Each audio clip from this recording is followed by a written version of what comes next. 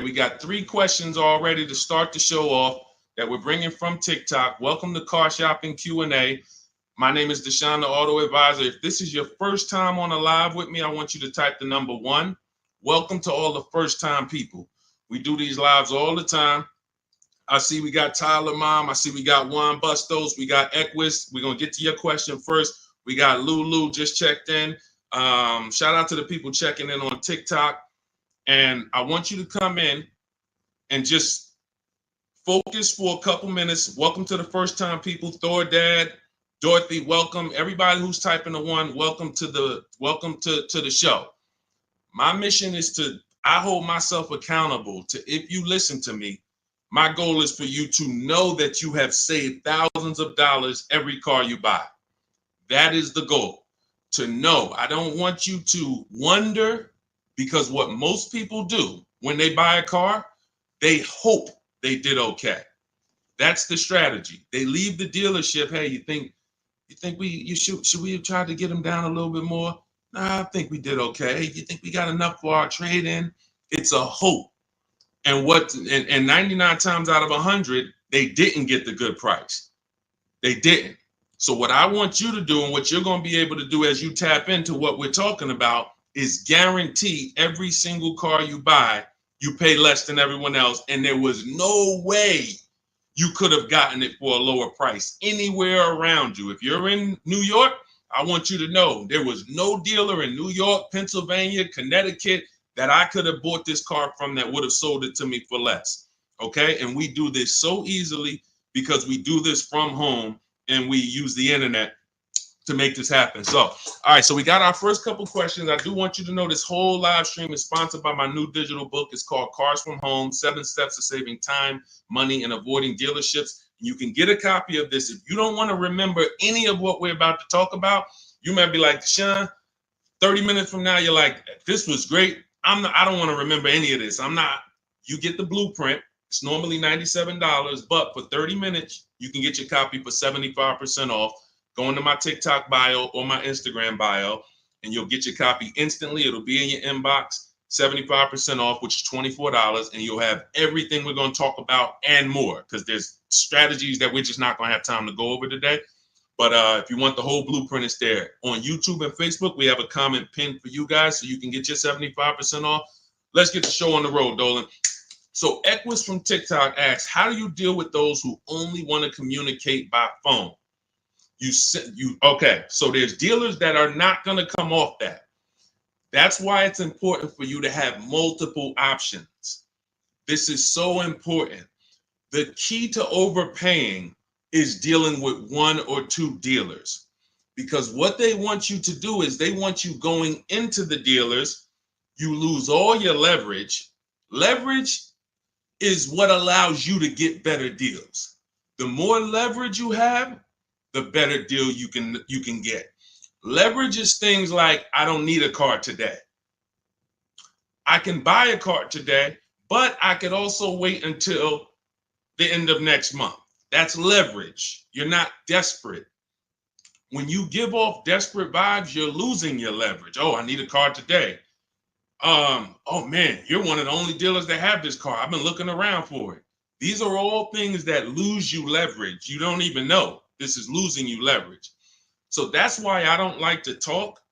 But in the event we are talking when we're at the dealership for a test drive only, or if we're at home and we're negotiating online and people say, hey, we only deal by phone.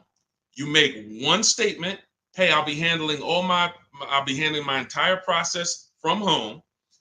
None of the other dealers that I've spoken to have said that. Are you open to dealing online, or should I remove you from my list? Let me say that again. None of the other dealers I'm speaking to have said that. Are you open to working with me online, or should I remove you from my list? See how powerful that is? That's one of the scripts in my book. Everything we do is scripts, email scripts. But it's important that everything you do when you're dealing with a dealer end with a question. And I'm going to tell you why. We have something we call the 25 to 5.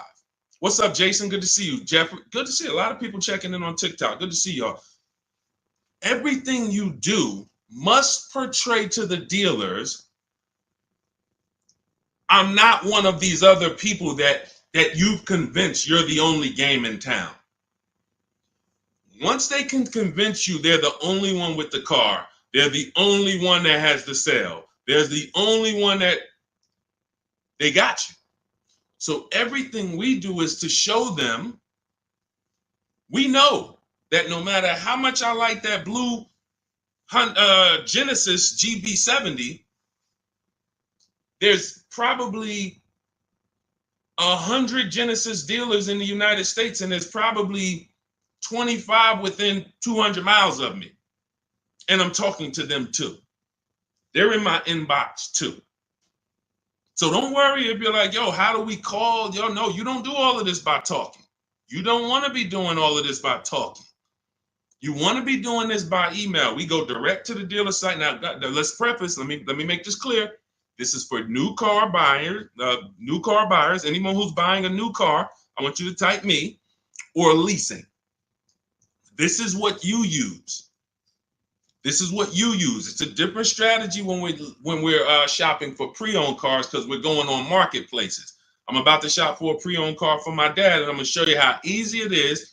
Document the whole process, how easy it is to get a below market deal on what he wants based on shopping on marketplaces. But when we are dealing with dealers and we're leasing or we're getting a new car, we are reaching out to 25 dealers online. We go right on their website, send them what we want. This is what I'm looking for. This is what I'm looking for. This is what I'm looking for. Copy and paste. Now we have 25 dealers that are, start the competition, y'all. Start the competition. This is how you win, because now who's ever been at a dealer and they're like, well, hey, I'm sorry, I don't have the black one that you want. Good to see you, Kim Burnett, checking in. Jamie, good to see you. Who's been at a dealership and you're like, hey, do y'all have a black one that has the beige seats inside? That's what I want. Like, you tell them what you want and they're like, we don't have that. We might be able to get it. Who's heard that before? Who's heard that? Type me if you've heard that. Yeah, and then, right, Dorothy, she's like, then they have you sitting for hours. Right, they're trying to find this other replacement vehicle. Wait, do you like this one? What about this one? No, I really wanted the black, and my second choice was the gray. You don't have that either. When you're at home and you're communicating by email with 25 dealers, you give yourself the best shot to have your car. Because now you're not shopping out of 2 dealers' inventory, 1 dealer's inventory. You're shopping out of that 25. So the reason why my strategy in my book is called the 25 to 5, because when we connect with 25 dealers online, we know we're going to get 5 to 7 quotes. And that's the goal. I'm going to cast this wide net.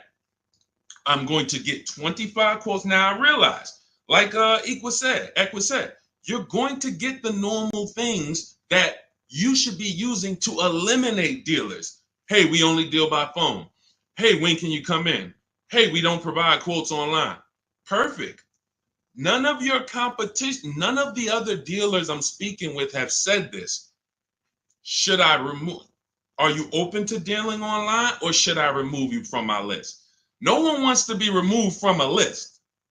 And here's why every script we have that we use, and I probably in my book, I probably have 20 different scripts based on what they're going to say. And the reason why everyone ends with a question is this. These dealerships have managers that every time they come in to look at what we're a lead, put it like this, anyone in sales knows what that term is, lead, we become a lead. Leads cost money.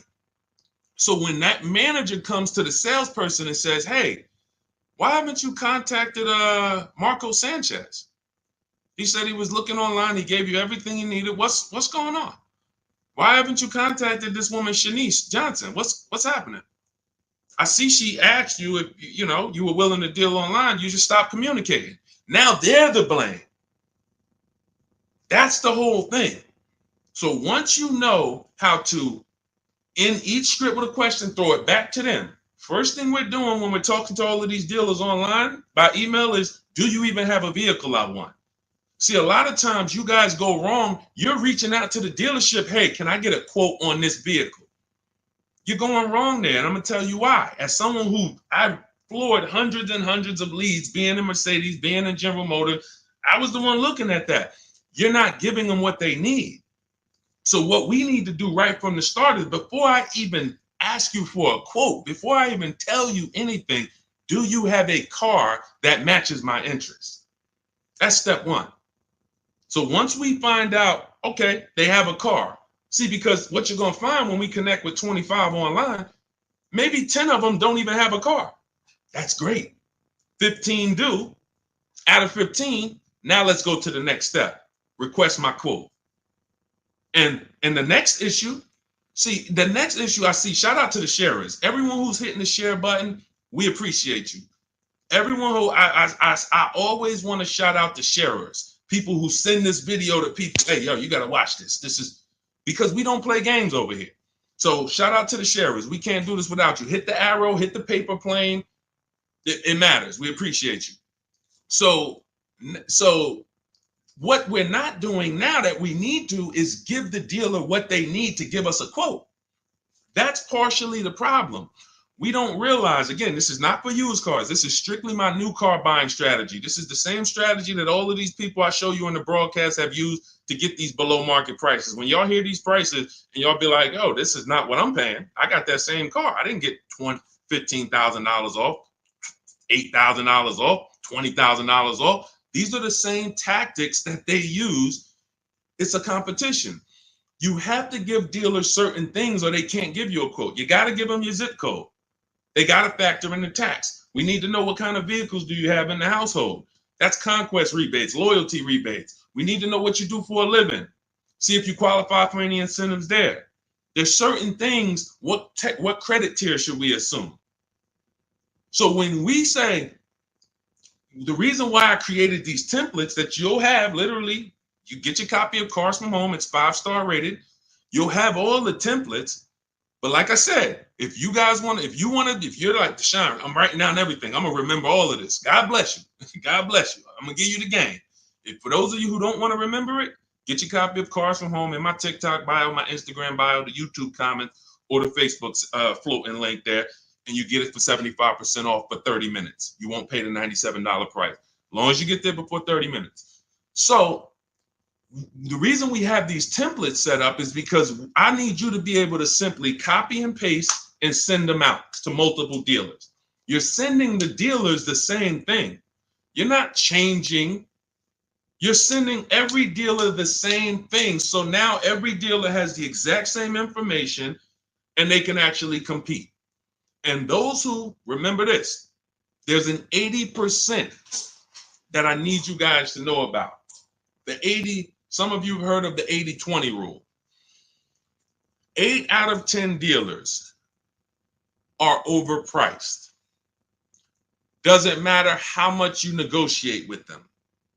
Their lowest price is going to be a lot higher than their competition. When you hear somebody say, hey, Mr. Haywood, we appreciate you, but this is my best price. I can't get the manager to go any lower than that. Who's heard that? Who's heard that? Who's been in a dealer and they just like, listen, you beat me down. This is the best price.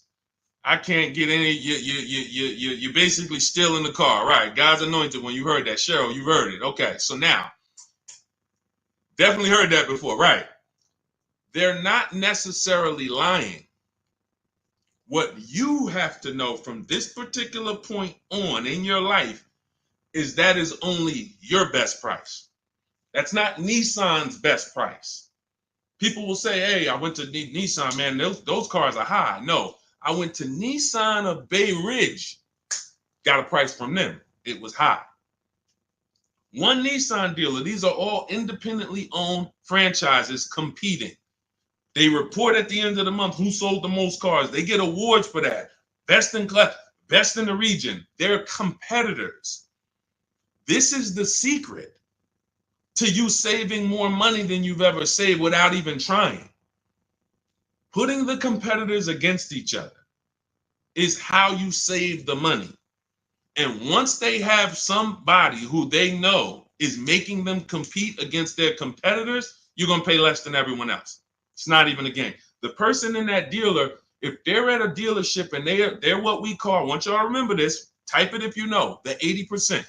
Everybody who's getting this point, I want you to type 80% into the chat. That means you're getting it. 80% of dealers, no matter how good of a negotiator you are, they're never going to give you the price that their competition could give you. They're never going to do it. Look, Kimberly got a Maserati not too long ago. It was a $91,000 car. They took off $20,000. The dealer that won her bid was a 20% dealer. See, we got the 80% dealers that don't want to compete. They're going to make sure, yeah, I'll take off 4,000, but I'll leave myself another 3,000. I'll take off 6,000, but I'm not going to give you the $2,000 rebate that you don't know about. Yeah, I'll take off 2,000, but you're not going to know that I'm sitting on another 5. I'm not giving that up. That's the 80%. They're not going to give it up.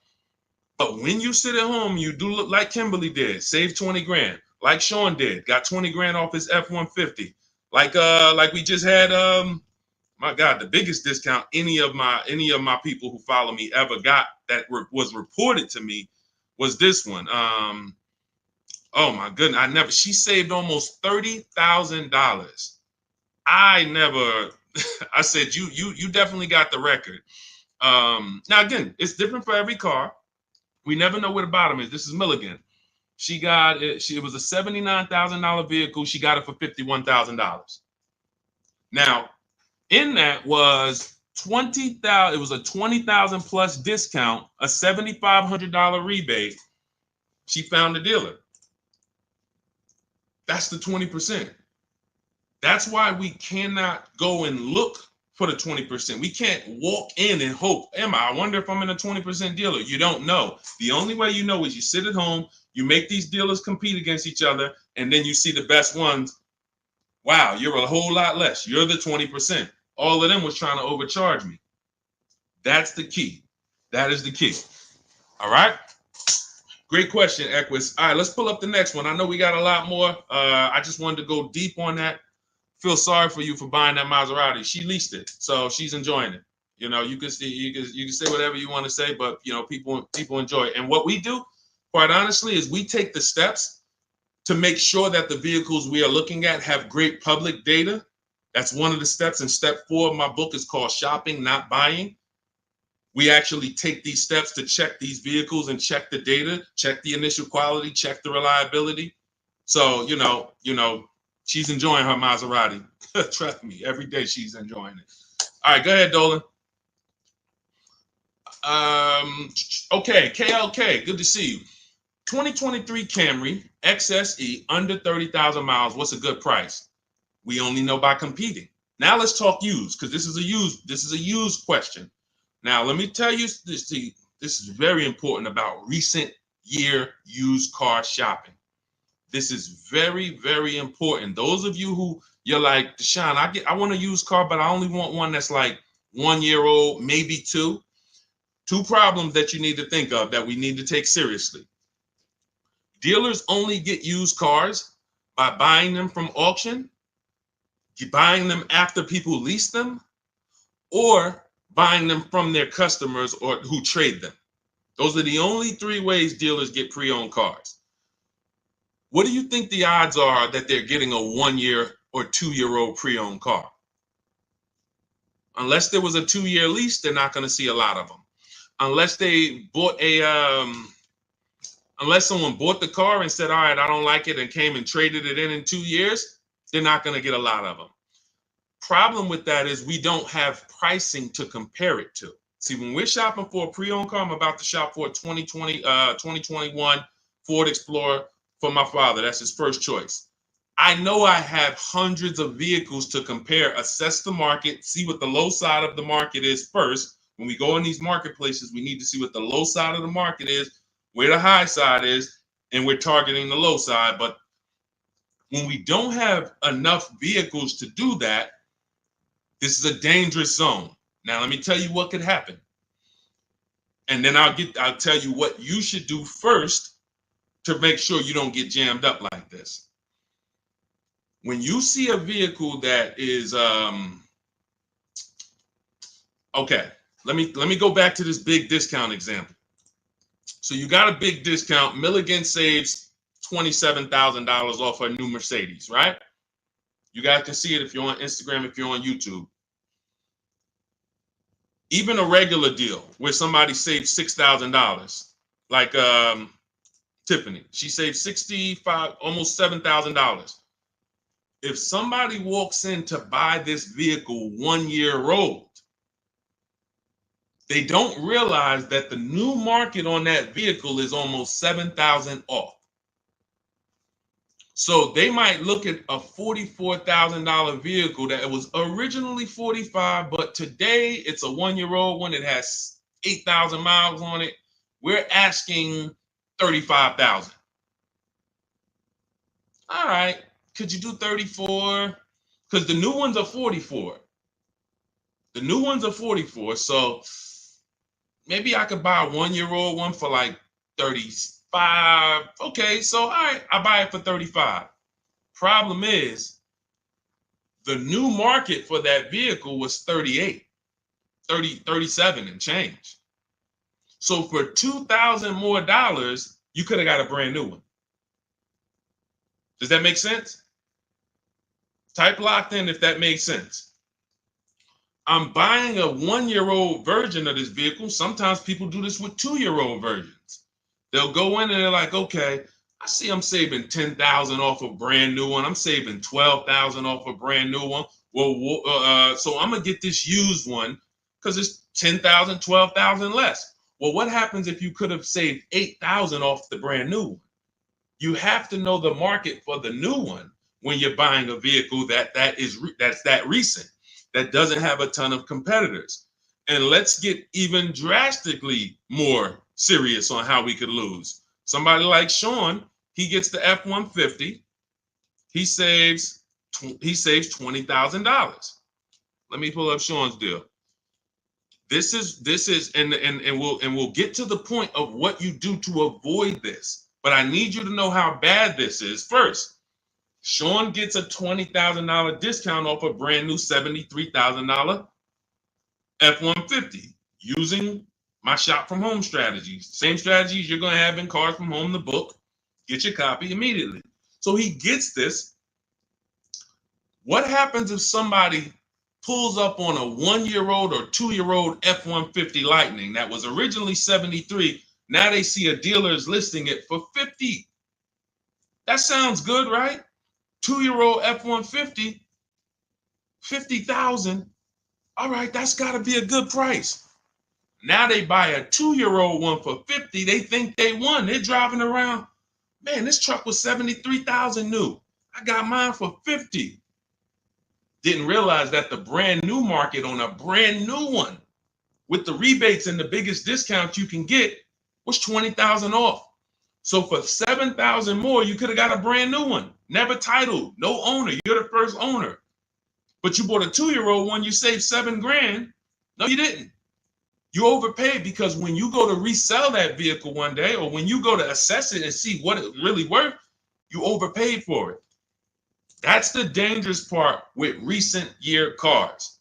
So the first thing I would tell you to do, KLK, is anyone who's shopping for a 1 or 2 year old pre-owned vehicle, shop the new market first. That's going to tell you if there's any incentives, rebates, anything that will affect the pre-owned market. If they're having trouble moving, anytime you see a $15,000 discount, $10,000, $8,000, that means those vehicles new aren't easy to move. We need some factory incentives, which means that moves over to the, if I could save 10 grand off a new one, how much do I want to save off a pre-owned one? You get what I'm saying? If I could save 10 grand off a new one, how much should I be saving off the pre-owned one? 16? How much should I be saving? So this is only for you guys who are shopping recent. If you're going 3 years and 4 years back, you don't have to worry about this because you'll have enough vehicles, enough choices to comparatively shop. But those of you who are shopping 1 or 2 year old, you must shop the new market first. let that be the indicator of how much discount I should be getting off of a 1 or 2 year old. Okay? All of the strategies for shopping new, pre-owned, leases, all in my book, step by step. It's called Cars from Home, 7 Steps to Saving Time, Money, and Avoiding Dealership. We're already 5-star rated. Thank you to everyone who's rated it, reviewed it, wrote about how you used it. We appreciate you helping us get this out. Everyone, you can get your copy for 75% off. For the next 30 minutes, you'll have everything we're talking about in this stream, step by step. It'll be in your inbox in 5 minutes. Okay, just make sure when you get your copy, though, you do screenshot the thank you page. It has the support email on there. Just in case you type your email wrong, you can reach out to my support team. Make sure you get your book. There's also the link to open your book as soon as you buy it. So as soon as you buy it, you'll see, click below to open the book. And it's 75% off as long as you get there before the 30 minutes is up. So TikTok bio, Instagram bio, take the time. You come back to the stream after, go get your book. YouTube, we have a comment for you in the pinned comment. And then Facebook, you'll see a floating link for you guys. Get your 75% off. All right, Dolan, next question. So Carolyn, do you trust Consumer Reports Buying Guide annual car reports? That's a great question. Not necessarily. We don't know who's paying for what. We don't know when it comes to these third-party resources. We like to say in a perfect world, Consumer Reports is taking the issues that people report and they're actually just publishing them. But when I see people that charge for this types of information, it makes me a little leery because that should be public information. But that's okay. They got a business to run. Understandable. But unless it is direct from the all right, let's say 100,000 people buy a Honda Civic today. I mean, this year. Anyone who has an issue, it should be reported. Consumer Reports should know about it.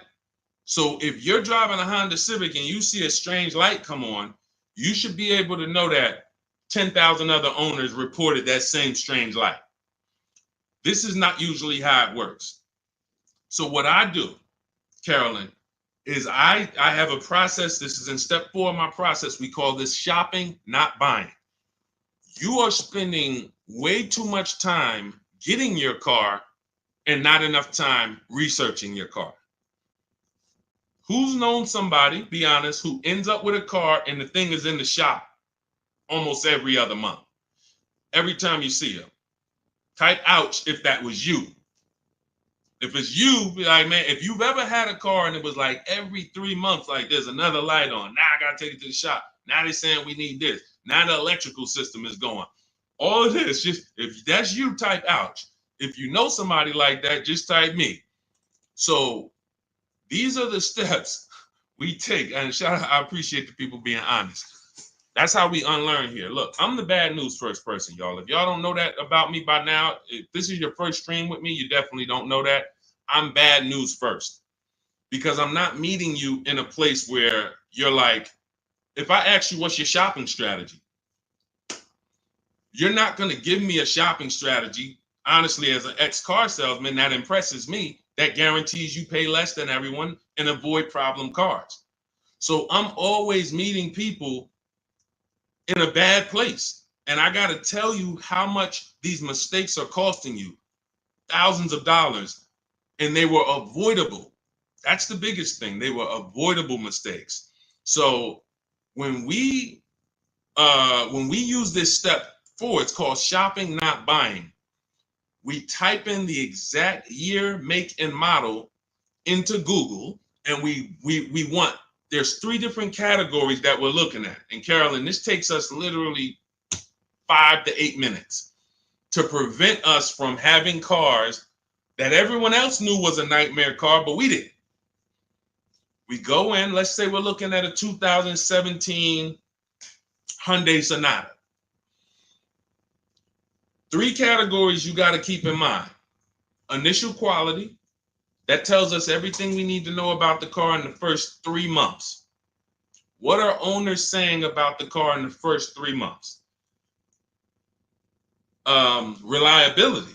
What are owners saying about the car the first 3 years? Longevity. What are the experts that study engines and transmission? What are they saying about the car in the long run? Those are the three categories that you guys burn into your head. If you have my book, you don't need to burn them. Initial quality, reliability, longevity. These are three totally different data points. So we go in, we type in 2017 Hyundai Sonata initial quality. That'll tell us when it was new, what were they saying about it? Were they saying it was an electric problem? Were they saying this car has less than normal quality? Okay, and we just skim Google. That's it. Skim those first couple articles. You don't even need to go to the second page. Do not go to any dealership or brand sponsored site. So if you're looking at a 2017 Hyundai Sonata and you like, don't go to Hyundai of Westmount, see their little blog article they wrote about it. No, you want third party independent people, skim it. Then we type in 2017 Hyundai Sonata reliability. Skim the articles. Any red flags? Any red flags? Then, if you're buying a pre-owned car, those of you who are leasing, you don't need to do this. But if those of you who are buying a new car or buying a pre-owned version, you want to type in 2017 Hyundai Sonata longevity. 8 minutes. 8 minutes to prevent. I've had people that's like, man, Deshone, once you told me about that quality search, the vehicle I was looking at, I had to eliminate it because they were saying it has electrical problems that year. That particular year, because sometimes the 2019 has electrical problem, the 2020 is fine.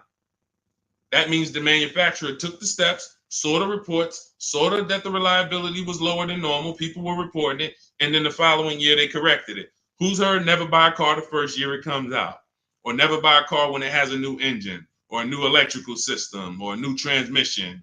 This is what happens. So that's why each year is important. But this is how these little things, see, because some people look and be like, Deshone, how long does it take you to get these deals? How long does it take all of these people to get these deals? When you're good, 90 minutes. Your first time, it'll take you about 2.5, 3 hours. By the time, before one visit to the dealership, by the time it would take you to get in a dealership, get in your car, go drive to a dealership, have them, hey, I'm here to see Charlie. Go get Charlie, pull up a car. Hey, yeah, they got to pick it out. No, Charlie, you got a white one? Now, next thing you know, by the time you did that, the total time, we already talking to 25 dealers. We already seeing the whole used car market. You at one dealer. They're at one dealer. It's leverage. So once you get good, you'll be able to get deals in 90 minutes. Now, I don't suggest you do your research in 90 minutes. I suggest when you are test driving cars and you're deciding what you want, don't rush that. Don't rush that. People call me, people DM me, Deshone, I got a car, I had it 6 months, I'm trying to replace it. You're about to lose a ton of money. You can't buy a depreciating asset and replace it in 6 months and not lose thousands of dollars. Many of you know that. If you buy a car today, try to take it back tomorrow, you already lost $5,000. So you can't switch it. So the problem is we don't spend enough time shopping. That's deciding what we want. And this is the process. So what you're hearing is a process. I know you're not used to this. It sounds like I always just wing it. Yeah, you wouldn't wing a house purchase, right? And if you did, you'd expect to lose. I could wing my house purchase. I don't really care. Just, boom, here's my application. All right, now home inspection, all that. All right, now they told me it was bad. You just wing it. How would that turn out? But the second most expensive purchase of our lives, most people out there winging it. So when you come over to this world, you no longer are winging it. You're following a predictable process of making sure I'm paying less than everyone and making sure I get quality vehicles. Okay, so no, Carolyn, I'm not going to say I don't trust Consumer Report, but I would certainly add to my research and do those three searches that I just talked about: initial quality, reliability, longevity. Any car we buy, we're going to do that to make sure that we're not getting a bad car. There's no guarantees, but it definitely is us taking the steps to see where the data is, to try to protect ourselves from a bad decision. Go ahead, Dolan. Next question. Tons of people you get a good price. I teach you to get a good price. You get a bad car. You lost. You know what I'm saying? Sharon, good to see you. My son has a 2002 Chevy Blazer. We're trying to purchase a used SUV as possible without making payments, maybe 10,000 or less, or maybe more. Any thoughts? So that's a Facebook Marketplace play. What we do when it comes to Facebook Marketplace, here's what you have to understand. You're looking for an owner. Anything under 10 grand, this is where the gems are, Facebook Marketplace. Because here's the thing. You're either going to buy a private party or you're going to buy retail. The thing about retail is at a dealership. Retail in that price point, you're seeing a lot of crap. Not only are you seeing a lot of crap, you're seeing vehicles that were bought by dealers for $2,000, $5,000.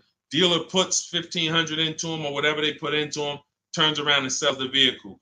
Very, very light history on those vehicles.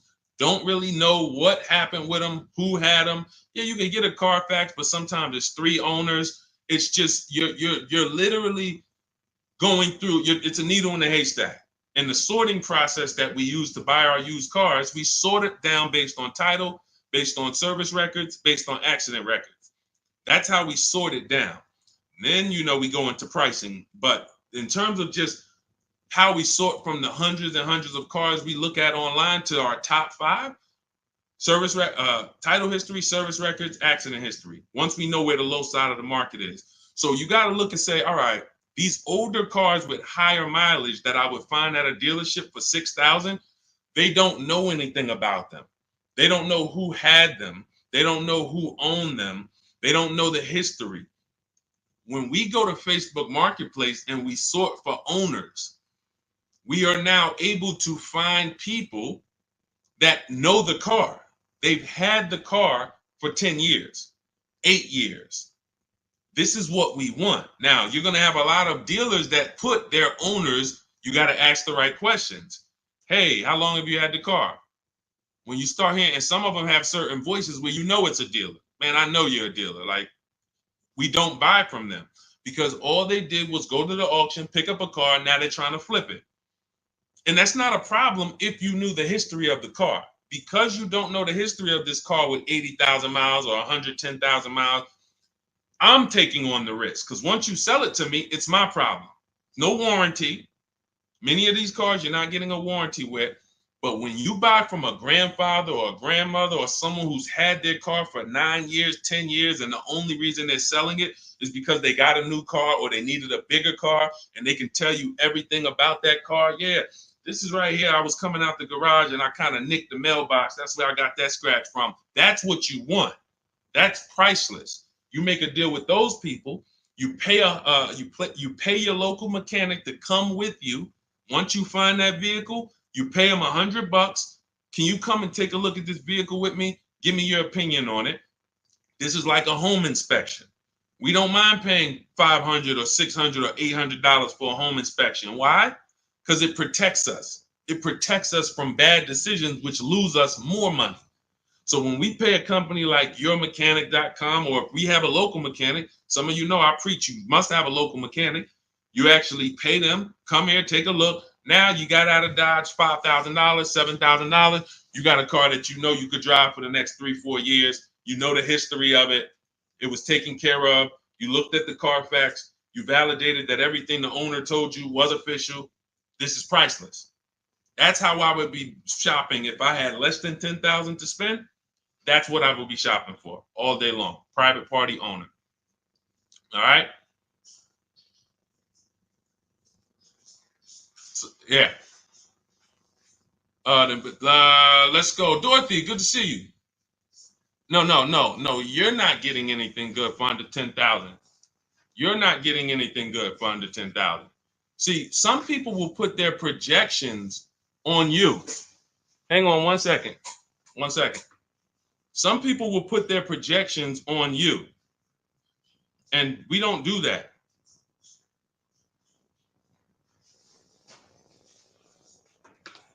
Hang on 1 second, y'all.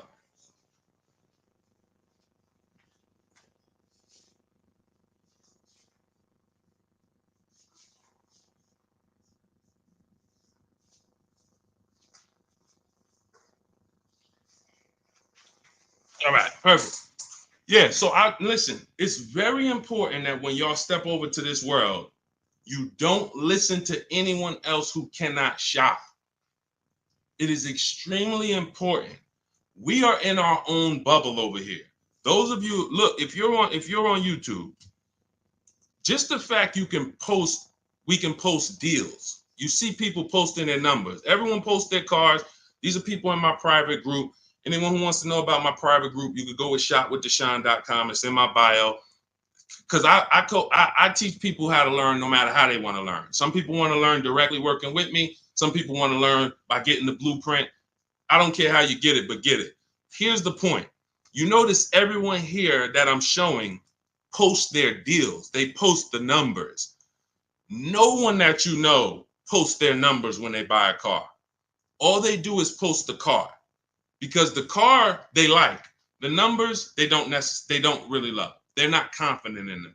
So when you hear people that project their beliefs, there's no deals out here. What's going to happen is that's going to be like a bubble for you. That's going to, because there's no deals for you.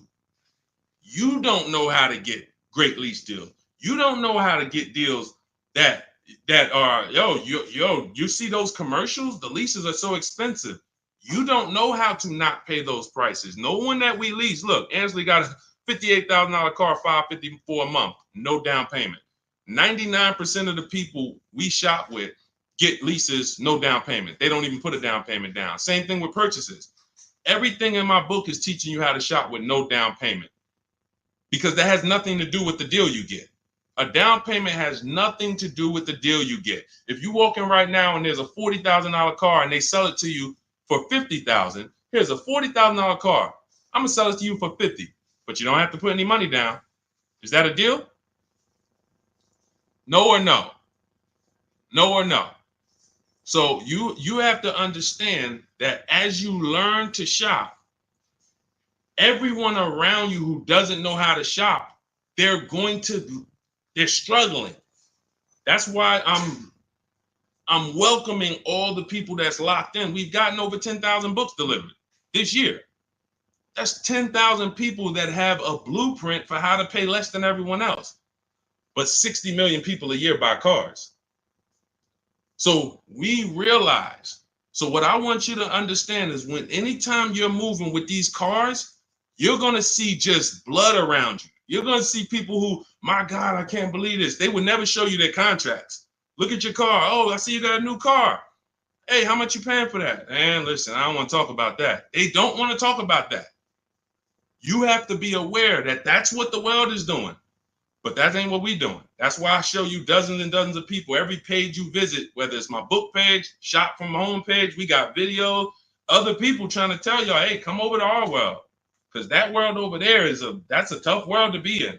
Y'all, so stay away from people who try to project their beliefs on you. They struggle. All right, let's go. All right, go ahead. Next question, Dolan. Okay, Dorothy, why do they run your credit with all these banks? Well, first of all, you let them. So you got to understand, you're letting them. We use something called the bank bidding war. So the best thing for you to understand, Dorothy, is what the banks allow and how they allow you to shop rates. All right, when someone is trying to shop rates for you and they work for the dealership, here's what they're trying to do. What's the highest rate this person can pay? And we still make a deal. That is how a finance manager shops you to banks. So if a bank is looking, that's why you notice, who notices this? If you ever are talking to a car dealership and they give you a quote, which is why we never get quotes in dealerships ever under any circumstances, when they give you a quote, when you ask them, well, what's the rate you're using for that? What do they say? They start backpedaling. Oh, well, we don't really know, we're assuming like, maybe 6.9, you know what I'm saying? It's not like, okay, no, we're using 7.9 for the quote. Why are they doing that? It's something called padding the deal. All right, we're about to do some more unlearning. All right. If you're unlearning, type UR. The letter U, letter R for unlearn, relearn.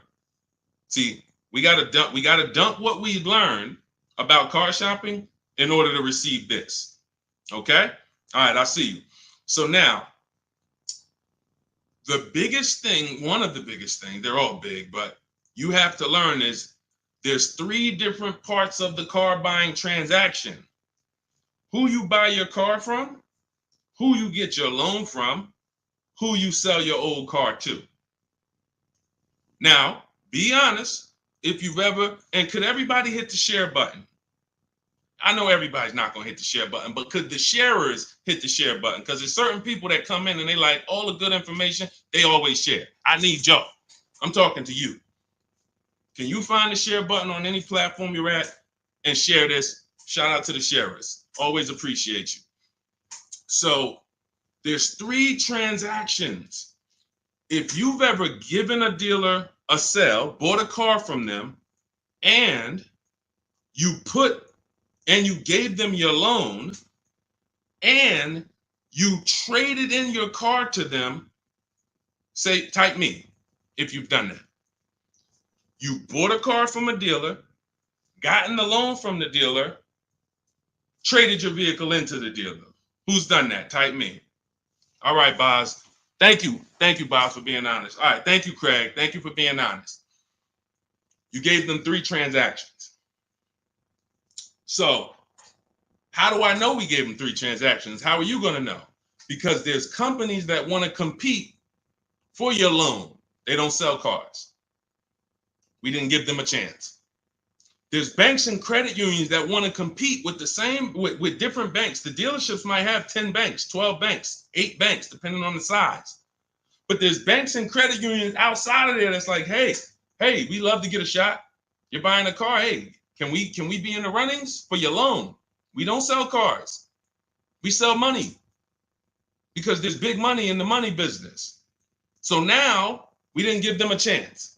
So that means the person who was trying to sell me the loan, we let them make the decision for us. We didn't shop on the open market. Now, second transaction, there's people that want to buy your cars. There's companies, I list 6 of them in my book: CarMax, Driveway, Carvana, Kelly's Blue Book Instant Cash Offer connects you with a local dealership to get a bid. AutoNation connects you with a local dealership to get a bid. Car Gurus connects you with a local dealership to get a bid. So that's 6 companies that in 20 minutes you put in your car's information, you do the 5-minute appraisal, boom, they tell you, hey, this is what we can pay cash. They don't care if you buy something. They're not trying to sell you anything. They want to buy your vehicle. We didn't give them a chance. We got 1 offer from the same dealership we bought a car from. 3 transactions. So part of maximizing all the money we save is being able to bid out each one of the transactions. I'm going to say that again. Part of making sure you get all the money due to you in a car transaction is I'm bidding out each part of these transactions. Type, like, I don't know. Type $ if you understand that how powerful this principle is. Type $ if you understand that the bidding out of each transaction is how we guarantee we save the money. See, what the dealers want, what the car salespeople want, who they want to play with all of that money. Give me all the money. Craig, come on in. All right, listen, you want to buy this car? All right, let's take a look. Listen, don't worry about the numbers. We're going to work the numbers out. Now, you got to trade in too? You got to trade in too? Yeah, all right, I see the trade in. Don't worry. Listen, one thing about us, we never lost a deal over price. Who heard that? This is all people say, oh, this guy couldn't sell cars. That's why he teaches now. How hard is it to sell cars? Like when you move and you're like, giving them that, here's what the dealer has. Here's what the dealer. All right, I got about $5,000 of wiggle room in this car. Then I got a $2,000 rebate. All right, then I could go with the rate. I could play with the rate Now, salesman's not going to play with the rate because they don't touch the finance manager's money. But when I was in Ray Katina, we were our own finance managers. 2 Mercedes dealers I worked at, we ran our own numbers at Morristown, but we did not control of Ray Katina. We were the finance manager too. So we sold the car, we did all the paperwork, application into the bank, went over the products, extended warranties, one person. So that's why a lot of these car salesmen can't understand what I teach, because they haven't been a manager. They've never been a finance manager. They don't even understand. But this is what that. So there's money there. There's cushion there. There's probably $2,000-$3,000 of wiggle room in the rate. Then we got more money in the trade. Okay, well, I know the trade. The used car manager says, all right, that car is worth no more than 18. All right, well, I'm gonna go start them at 16. So now we got $2,000 of wiggle room over here in your old car. Now we got $7,000 of discount in the new car. Now I got a little more room in the rate I could play with. Matter of fact, I'm gonna start them so high on the rate that I'm gonna have me another $2,500 that I could play with here. So I'm really dealing with like $11,000 that I can move around. If you get this say, well, I see the dollar sign. I see the dollar signs. Like, people getting this. That's why, see, there's several things that car dealers don't want you to do. The biggest thing is keep doing what you've been doing.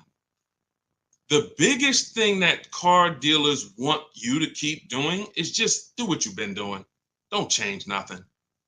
Don't change nothing. Negotiate a little harder. You feel a little better. That's what they want. The last thing they want you to do is separate your transactions, bid them out online in minutes.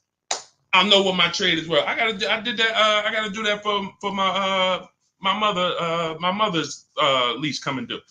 I'll be doing that, recording these videos because we document this. I document this for my people in Cars from Home Done with You. They see me shop. They're shopping with me because I need cars too. That's the beautiful thing about what I do. I need cars, so it's like every time I buy a car, I just document it. People who follow me, people who work with me personally, just follow the same steps, get the same result. It's not rocket science. But I'll know in 20 minutes if she has any equity in her lease. Last lease, when prices were up, we sold her car. She made $10,200. Now, everyone was making money if you were selling a car. I was telling people in 2021, 22, cash out. You're never going to see this again. I don't care what car you got. Sell it, cash out, put $7 grand, $10 grand, $12 grand in your pocket. People were getting out of negative equity deals because every car was worth $10,000 to $12,000 more than the normal price. Now the thing's back to normal. But we check for equity. This stuff takes minutes. This stuff doesn't take hours to do. We're on computers. We can visit this website, type this in. Oh, thanks. Got my equity. That's what dealers don't want you doing. Separating your transactions, bidding them out online, letting multiple people compete for your business. They can't stop it. There's nothing they could do. That is literally the car salesman's kryptonite. I used to do a master class and I would talk about the 2 fears of every car salesman. And I don't care, the best car salesman in the world. I mean, I've sat next to people who make, there's some of the best in the world. Some of the people I've sat down with at Ray Katina, when I worked there, was Yankee Stadium. Guys making $300,000 a year, $350,000, the consummate professionals. Kryptonite was customer won't come into the dealership, customer makes us shop competitors, makes us compete against competitors.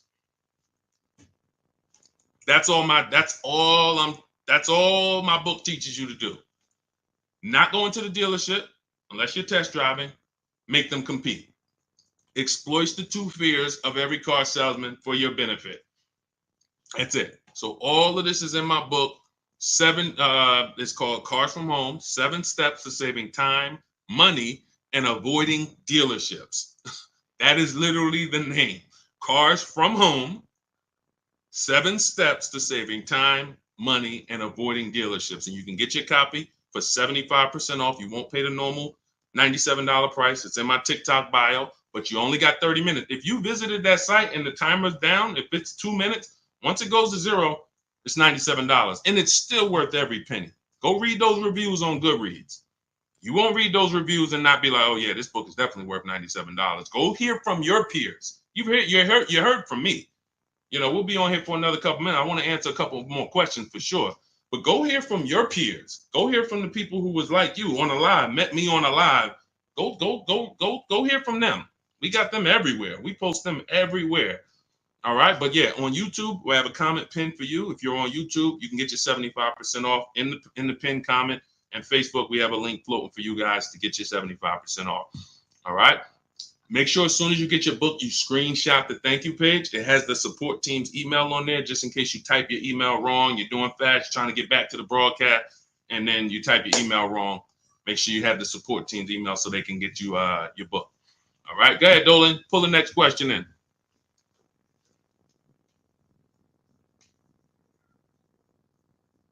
Hang on 1 second.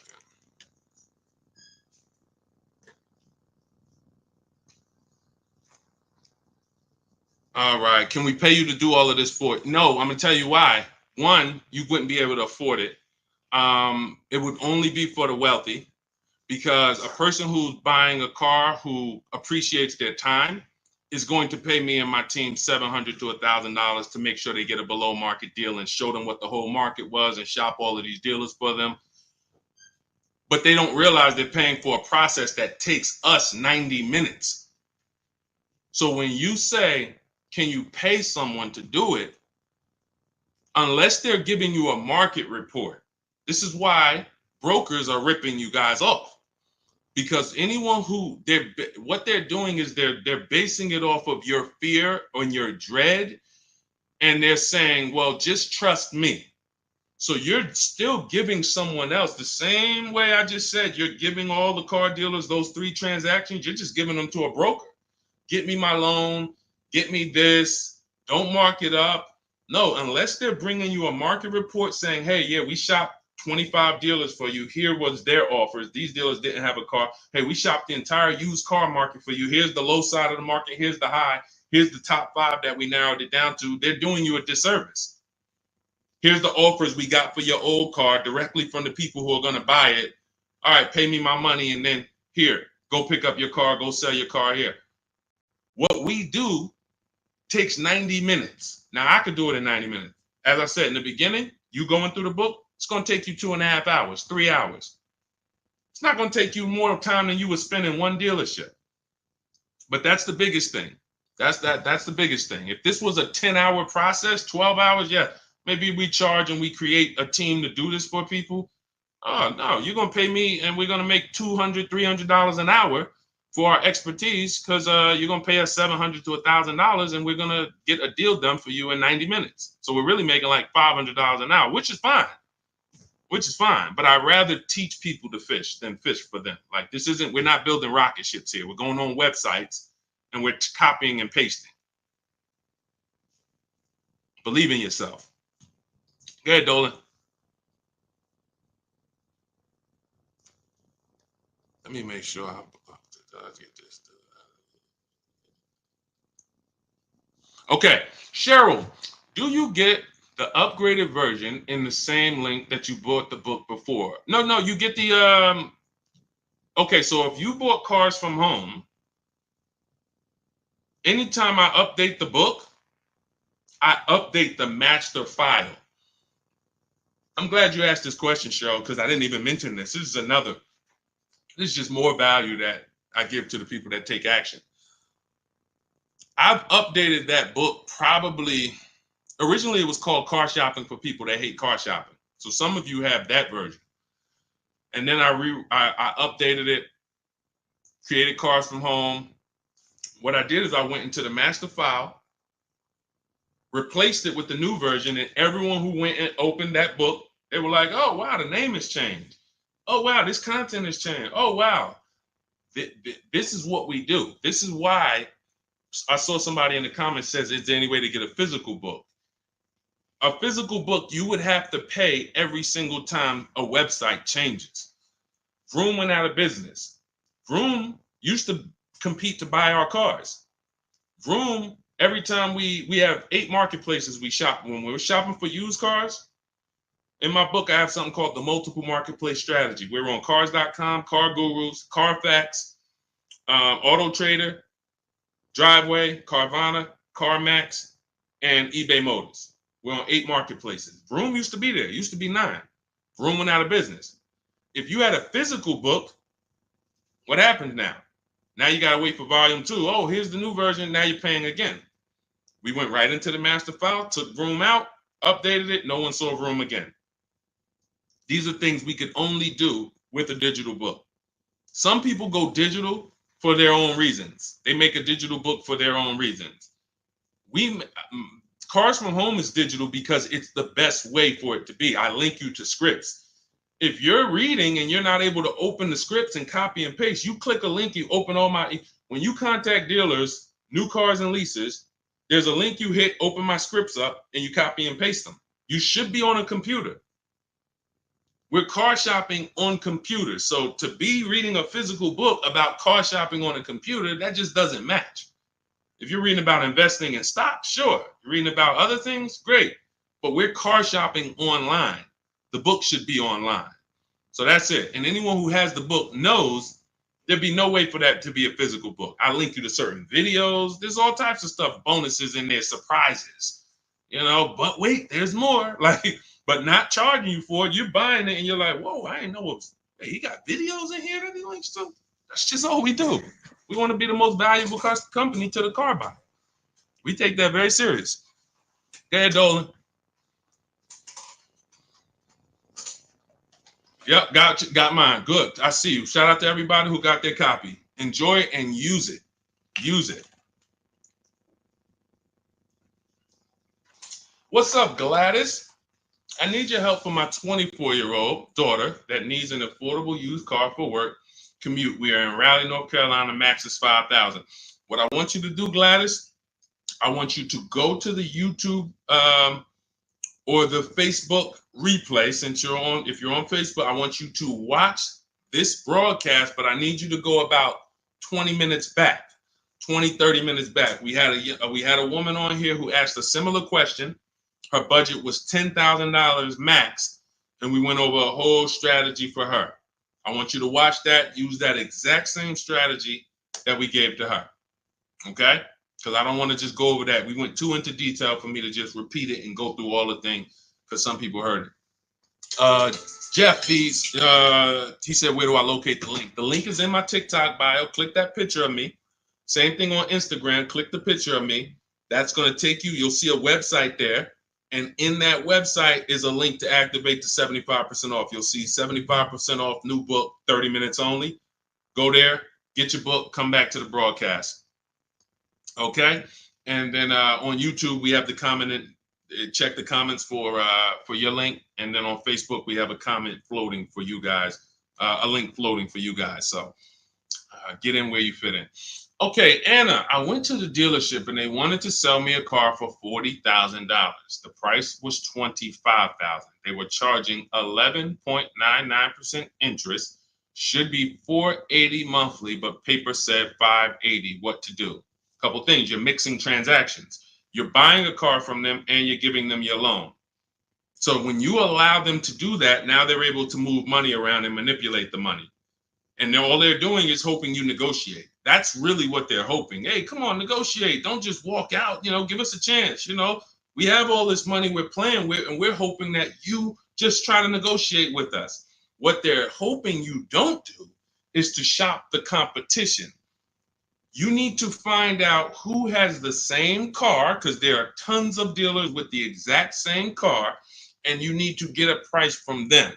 Now, once you have the price from them, we use something called the bank bidding war, where once we have our best price on the car, now we're letting tons of banks and credit unions run our credit. Deshone, ain't that gonna mess our credit up? No, it is not.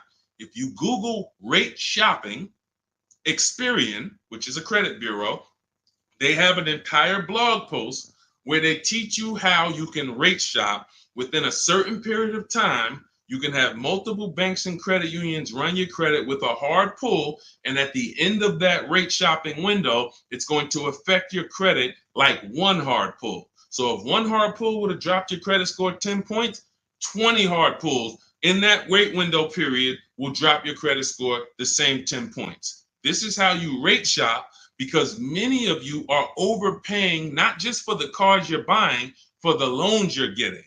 If you sign 11.99%, because some people wouldn't have asked questions, they would have signed the deal and just said, oh, I guess this was it. This is it. Hey, man, y'all got me. No money down. I did all right. And they would have not realized that you actually could have gotten 8.99. From 11.99 to 8.99 is literally, depending on the loan, $40,000 loan, that could be $2,000. So we're not taking rate shopping as seriously as we're taking car shopping. So what I'm doing, if I'm you, Anna, is I'm making sure I find every duplicate car out there, like the one that you're looking at, and I'm calling before I go. Because you also could have run into a dealership that listed one price online. Who's had this happen before? You see one price online, you get to the dealership, and they're like, okay, but we got a $2,000 prep fee. We got this this maintenance plan is mandatory. We added low jack in here, and then we have an internet fee that you have to pay that, or we can't do business. So you're like, wait.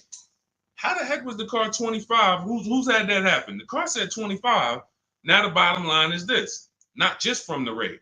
So I made a video about that. It was about Atlantic Chevy. They had a vehicle on there that I called them, and they let me know they had no intention to sell the car to me at the price that was online. They were hoping, knowing, not even hoping, they know we're going to get so many people coming to this dealership from this price. We're going to sell some sucker who won't negotiate with us, and who'll just be like, all right, man, I'm here already. Let me just get it over with. How much more is it? All right, what's the payment? You lost, bro. They just banged you over the head. They just extorted you, literally, and you signed a deal. So what we do is we find the similar cars. We always verify before we leave. You must verify fees before you go, because the gimmick is the bait and switch. What you're trying to decide, when we narrow this thing down, let me give you a real example here. You're narrowing your cars down. When I was narrowing my cars, I bought this white Infiniti truck 2 years ago. It was a 2020 at the time. It was 3 years old. I narrowed it down to my top 4. I realized that the prices online may not be the price that they want. The price online may be the gimmick price. So if I narrowed it down to my top 4, but I don't verify that there's only these 3 fees, pay attention. For those of you who have my book, who just got your book, you won't even have to worry about this. The price online should only come with 3 fees: tax, documentation fee, motor vehicles. That is it. Tax, motor vehicle, documentation fee. How do I know every single other fee is a scam? Because I've worked at several dealerships in 14 years, and not one of them had any fees other than those 3. So when we hear prep fee, internet fee, marketing fee, dealer this fee, motor vehicle fee is your license plate, your title, and your registration. Somebody said, what's the motor vehicle fee? DMV fees. Yep, DMV, exactly. That's it. So anyone who's an honest dealer, when you call them and say, hey, I see the price online here, I just want to verify, what fees do you charge other than what I'm seeing here? Hey, tax, title, and documentation. Perfect. You're still in the running. Once they tell you, oh, well, we got to, if you read the fine print, you see we charge everyone $1,800, but what we do is we add a warranty in-house. Okay, no problem. That's okay. Let me make a note of that, because that doesn't eliminate them. I'm going to tell you why that doesn't eliminate them. You might be the lowest price and you have a $1,000 bogus fee. It's bogus. But we do something that no one else does. All the things we're talking about, no one else does. Some of you like, Deshone, what are you talking about? No one's doing this. What we even talking? But when I started looking at how people buy used cars, I said there's one important thing that no one is doing. Type a letter U if you bought a used car in the past. I'm going to tell you guys We're getting ready to drop a bombshell, right? And some of you who have the book, you already know this. We're getting ready to drop something real big on this. See, if you've ever bought a used car, okay, I see you, Boz. I see you, Ian. Anyone who's ever bought a used car, see, the reason why I have to have you volunteer your information, because you're the one who's like, Deshone, I know you're about to tell me that I lost some money and I'm willing to take it because we ain't going to do it no more. So I appreciate you. You guys are the action takers. Not that everyone who doesn't comment is an action taker, but we got a good amount of people who just, you're the action takers. So like, you're the ones who like, I'm willing to hear the bad news because I need to get better. So I said, okay, how do we guarantee we're getting a good price on a used car if we don't know what it was when it was brand new? Let me give you a real example of this. We're going back to our scenario. We narrowed this down. I narrowed my Infinity trucks down to my top 4 choices. All of them were in a similar price range. I said, okay, we narrowed it down. We talked about that earlier. We narrowed it down based on title history, service records, accident records, and then we're shopping on the low side of the market. So now I'm looking at the low side. All of these vehicles are around between 30 and 32,000. I go, okay.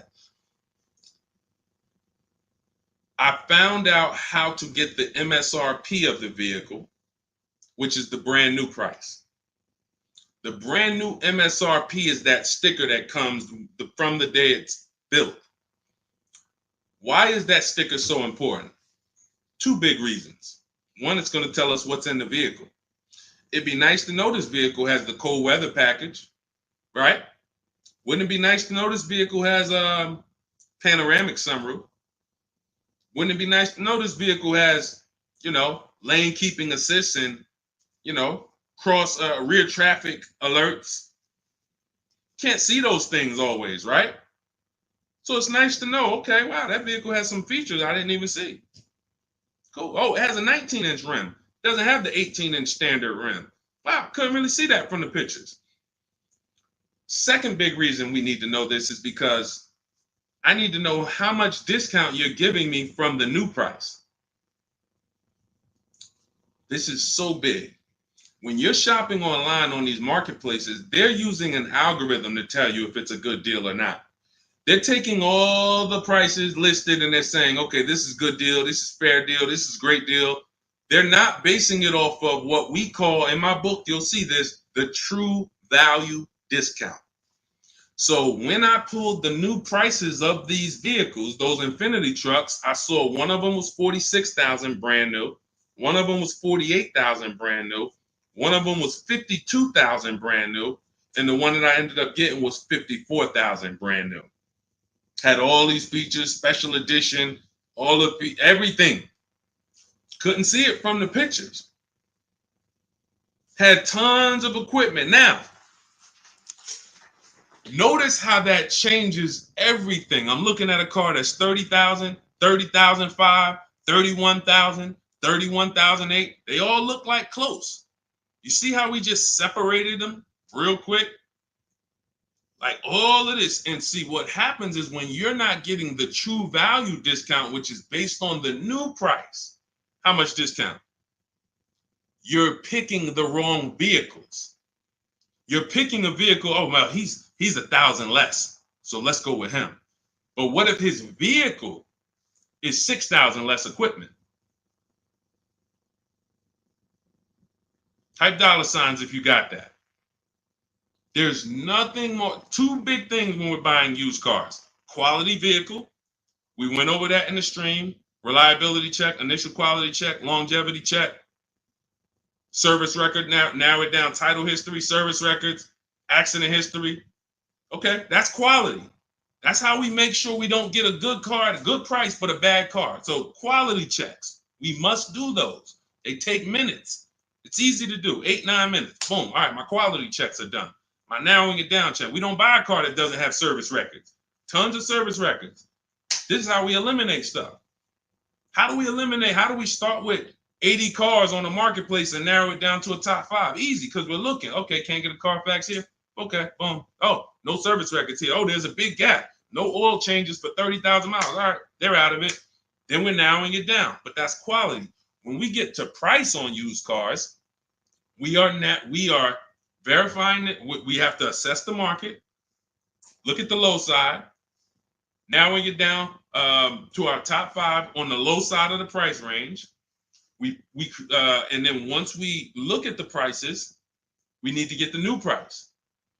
Verify there's no bogus fees. But sometimes even with I'll give you an example. The truck I bought, the one I bought, it was $54,000 brand new. This is how important this is to understand that even that dealer could have said, hey, well, we got $1,000 prep fee. No other dealer had it. But when I take the brand new price of it, when I divide, and I have a calculator in my book that does this for you. You literally type in the asking price, 31.8, divide that into the new price, which was 54.5. We can see we're paying 58% of what the new car price was. 3-year-old vehicle had 26,000 miles at the time. I got a 42% discount. That's how we're judging it. That's how we're judging it. See, because all the other Infiniti trucks, if I'd have took the one that was 30, let's say I took the one that was 46,000 brand new, divided that into 50, into their asking price, let's say it was 30. Okay, wait, hold on. 52,000, no, asking price divided into MSRP, which is 46, 65. That's only a 35% discount. That's only a 35% discount. See, this is the true value discount. This is something that's proprietary to Car From Home. We created this stuff. We didn't go and learn this. I didn't learn this from people. We brought this to the market. No one does these things. But now when we're looking at these cars that look seemingly similar asking price, once we know the new price, I could tell, okay, you're offering me a 35% discount from the new price. You're offering me 37%. The one I got offered me 42%. That's the biggest discount. Doesn't matter what the dealer's at. Oh, I don't want to negotiate. Or, hey, I got this fee. It's all about the true value discount, which is the discount from when it was new. And no man, I'm going to tell you, none of these marketplaces are going to do that. I'm going to tell you why they're not going to do it. They get paid to sell cars. Shout out to the people running the lights up, tapping the screen. Every time you hear something you like, just double tap the screen. Man, we killing it over here, man. Killing it. This is your money. This is your money. I can't care more about your money than you. If you care about your money, you're locked in. You're locked in. All I want is people writing me, sending me pictures, sending me emails. Deshone, man, look at this car. Look at what I paid for. I got 5 offers. This is what I chose. I had to drive an hour and a half to pick it up. I love those. Those emails make my day. Those emails make my day. All I want is more money in your family's household that you didn't have to spend. If other people are paying $700 a month to drive a car, I want you driving it for $500. If other people are getting a $2,000 discount, that's the average market value. I want you getting a $7,000 discount. That's it. I don't care about anything else. That's it. So everything we teach, I told you at the beginning of the stream, if you don't want to remember this, and you're like, Deshone, man, just give me the blueprint, because we're gonna go over a lot. We didn't even really go into leasing versus buying today. Like we haven't even, like, leasing versus buying. Those of you who are not keeping your cars 8 years, you're losing thousands and thousands of dollars not leasing. You're losing in depreciation and resale value. And, we have to take an entire segment and go over you were taught that. That wasn't a decision you made. Or you chose a bad lease. You knew you drove 15,000 miles a year, but you got 10,000. I've had people say that. Yeah, I knew I needed like 18, but I got 12. I said, if I go over, I'll just buy the car. Terrible. Terrible. Who taught you that? Who told you to buy a car that you went over miles on? When you lease, they give you what's called a residual value. That's what you could buy the car for at the end. That residual value is usually not a good price. In most cases, that's not a good price. That's a price that you could get a used car for, a better used car, lower miles, comparable car for less than that. But every now and then, the residual value is market value, and it's like, all right, I'll buy it. But it's based on it's based on, you told us you were going to drive 30,000 miles in 3 years. This buyout price is market value for a car with 30,000 miles. You could buy this car for 19 grand. We expect you to have 30,000 miles. You can buy it for 19 grand. You go and you put 50,000 miles on it and you buy it for 19 grand. Do y'all understand that? Do you understand that? Market assessment. We just helped a young lady that works with me buy her lease out. She has a beautiful GV80, and she went and she made sure there was nothing else that she wanted to replace it with. I told her, if you keep this vehicle 8 years, you win another 8 years. Because if you don't, I can show you that if you just shop for another below market lease, you'd save a lot more money and you'd have new cars over the next. So I said, don't buy this lease out and then go and replace it in 3 years. You're lost because you're going to spend a ton of money. You've been paying for this car for years. And then she said, no. She went out. She looked at all the competitors. She said, Deshone, I'm telling you, I just love this car. I'm going to buy this car and it's going to be my car. I'm going to baby it. Perfect. But I said, listen, one more thing you must do. I need you to go on the marketplaces. I need you to put in the specs of what comparable cars to yours are actually listed for. We can't see what they're selling for because it's not like houses. We don't have comps. But I need you to see what they're listed for because you cannot overpay for your own lease. She did it. She came back. She said all the cars that are listed for my buyout, I think her buyout was like 31,000. Every other GV80 was like with comparable miles was like 35, 30. So she was on the low side of she was on the low side of the market. I said, perfect. That's all. You're good. That's what matters. Because if you buy your lease out and you could have gotten a used version of that car for 31 and you paid 35 because you wanted to buy your own lease, you just overpaid by $4,000 to buy your own car. And you're not going to feel it now. Well, you'll feel it higher payment. But then when you go to replace that car and say, wait, how y'all only giving me 12,000? Well, because it wasn't worth 35. You overpaid for it. So this is how I dissect transactions. This is why anyone in New Jersey, anyone who's dealt with me, who knew me from the time I was with General Motors, and really when I got to Mercedes, that's when I really became an advisor. Any of my clients would tell you I've been this way. I control the car transaction for my clients. It's a financial conversation. Now, many of my clients did work on Wall Street. They helped me to understand a lot of things. So I had a lot of Wall Street people, and I would ask them questions. Listen, why are you not paying cash for this? And you could, though. Well, I use the bank's money for free. Y'all got 0% financing. Y'all got 0.99. I'm like, okay, it's measuring risk here. And so there were questions that I asked. How'd you end up upside down in this car? You've had it for 5 years already. Well, I leased it, then I bought it. Oh, so you leased it for 3 years, then you took out a loan for another 6 years. You've had the car 5 years, you still have negative equity. Let me start telling people not to buy their leases because this is what happens to them. So all of this is like, it's my unique experience that God brought me through that allowed me to shape how I teach and put this book together that has become a hit, that has helped hundreds and hundreds of people get to below market deals that I know of. We've delivered over 1,000, over 10,000 books now. So it's just, people just use it. That's all I say. So get your copy for 75% off in my TikTok bio, in my Instagram bio. You won't pay the normal $97 price as long as you get there before the 30-minute timer hits 0. Click the picture of me, Instagram and TikTok. You'll see a website there. And then on YouTube and on Facebook, you guys have a comment check the comment section for your link for 75% off. But just get it. All I want to do is see people win.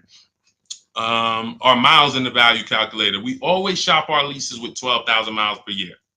Always 12,000 miles per year, because that's how we base it. Everything we do when we're judging a lease deal armchair, we're judging it based on the 1% rule, which is older than, I don't know when it was invented, but it was certainly around when I got into the car business. So The 1% lease rule was for super savvy people. Lease people who just like, if you can get a lease payment, no money down, that's 1% of the MSRP or less, you stole the car. Now, some people might say, oh, Deshone, that sounds pretty crazy. Well, we do this all day long. Ansley, $554 a month, vehicles $58,000. You divide the monthly payment into the MSRP, and you can see.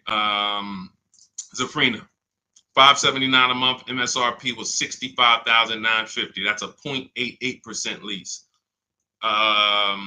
No money down. You cannot buy your way to a 1% lease. You can't say I used to get people that would DM me, yeah, Deshone, you know, I'm at like 1.1 and all I put down was my taxes. No, you're not. You're not at 1.1. No money down. Your first month's payment only. My first month's lease payment is all we're factoring in when we're getting these offers. First month's lease payment divided into the MSRP, 12,000 miles per year. Shopping my best offers. That's how you judge a 1% lease deal. Teddy, $73,000 BMW, $856 a month. That's a 1.16% lease deal. So all of these are, let's see. Okay, that's a Honda. Okay. Now, how does you don't get to a 1% deal by just negotiating? You need a great lease program. So we have a formula for overpaying for a lease. Overpaying for a lease is over 1.5%. You're paying too much money for a vehicle that you're giving back. Too much money. When you add up all the payments, oh yeah, absolutely. We lease with no money down. That's all we do, Antonio. When you add up all the payments, you'll see I paid $24,000 over 3 years for a vehicle that MSRP was 40. I paid like 65% of the vehicle in 3 years. You overpaid for the lease. So that's why one of the reasons Dave Ramsey doesn't understand leases, because he probably looks at commercials and says, wow, you're paying all that. You're paying more than the natural depreciation of the vehicle. Yeah, at those numbers, you are. That's why we don't judge those deals. So yeah, we're doing everything we're shopping off of is based on the 1% rule, and which is a steal. Anything under 1%, you stole the vehicle. Like great value, but you need a great lease program to get there and big discounts. So we're going to using our process, using what you'll learn in the book, using what you learned in this stream, you can get multiple offers and get big discounts. But if they don't have a lease program that has a good residual, a good money factor, rebates, then you're going to fall somewhere in between 1.2, 1.5.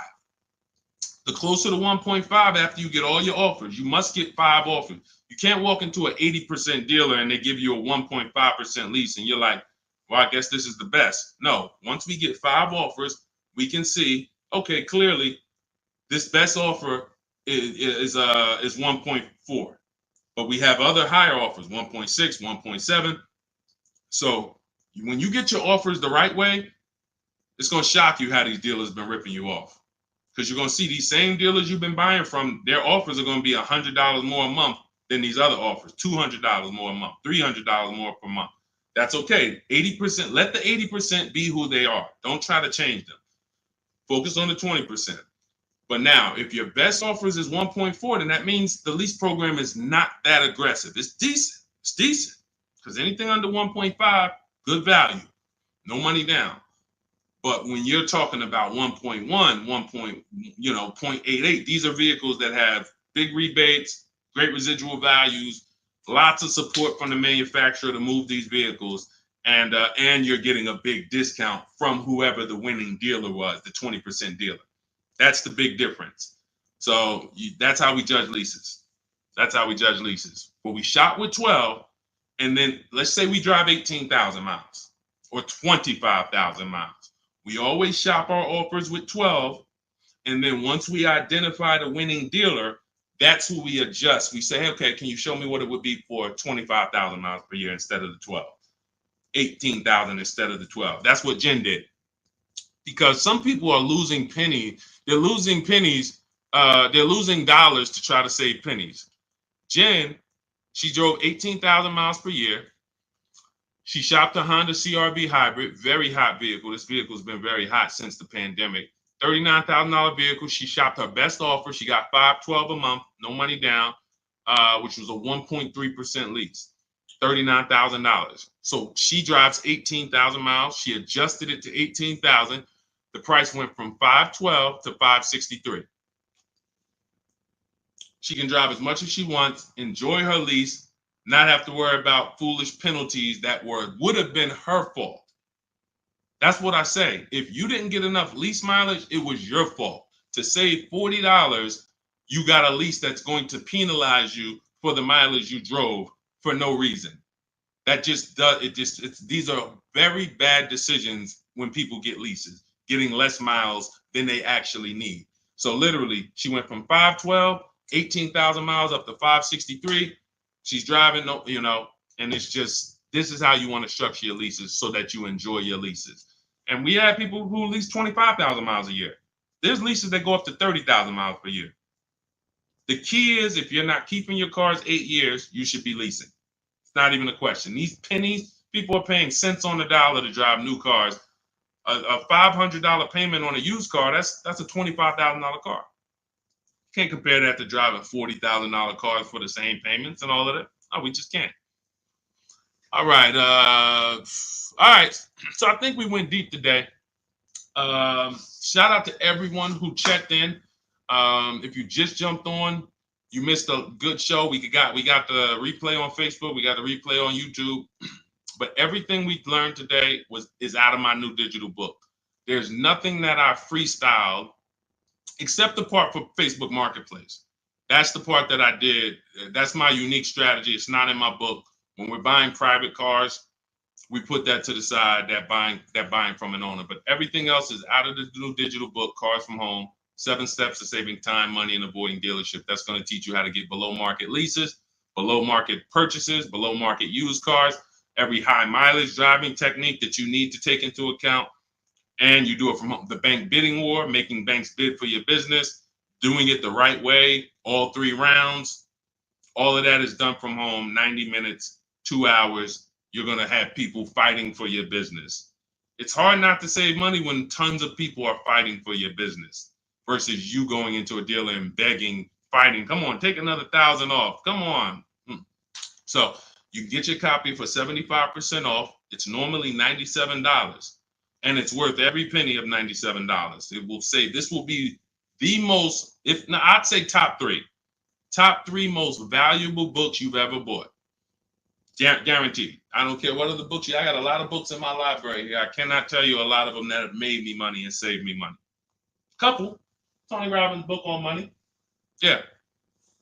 All these other books, yeah, they've helped me in other ways, but I can't tell you that I'm richer or I have more money in my bank account because of them. This will be one that will save you more money than, it'll be in your top 3. So get your copy in my TikTok bio. If you're on Instagram, click the picture of me, click the link in my Instagram bio. If you're on Facebook, click the link in the comment section. If you're on YouTube, click the link in the comment section. Get your 75% off. Get there before the 30-minute timer runs out. And make sure you send me your success stories. Every time you get your cars, I want to hear about it. DM me. I love to see people winning when it comes to these strategies. And I say armchair, I already got it. Shout out to you. Use it, win, share it with family. I don't care. I'm not even off that. 60 million people buy cars. We got 10,000 books in the market. Like, if you could share it, I don't care. I'm not on don't share the book. Look, at the end of the day, they don't know me. One day we'll have software out and people will know Cars from Home, and then everyone will use it and it'll be software that everyone can use. But for now, we got to save our people. People are getting once you get your first car using Cars from Home, if anyone even shows you what they're paying, if you're willing to look at your neighbor's deal and say, oh man, you're going to be like me. You're going to be like me. You're going to not want to tell them because you don't want to make somebody feel bad, but you're going to be like, well, next time, just use this book, man. I'm going to send you this link. This guy, he created this whole thing. He used to be in the car business. Just use this next time. Just use this. It's blood. It's blood in the street out here, man. Car dealers making more money than they've ever made, and all they want you to do is just keep shopping the same way. Don't unlearn that. So that's why a huge part of what we do over here is you got to unlearn. You got to unlearn. If you're not willing to let go of what you've been programmed to do, you can't win. But if you're willing to unlearn that was the way they programmed you to shop, because it was for their benefit. Once you unlearn that, oh, we could win all day. We'll be winning for the rest of our lives with cars. All right. So shout out to the new followers. Shout out to everybody. Could everyone hit the like button before you jump off? It does matter for the algorithm, so more people can find the replays. Just hit that like button. If you're on YouTube, share with a friend. We appreciate you. I'll see y'all in the next stream. You already know.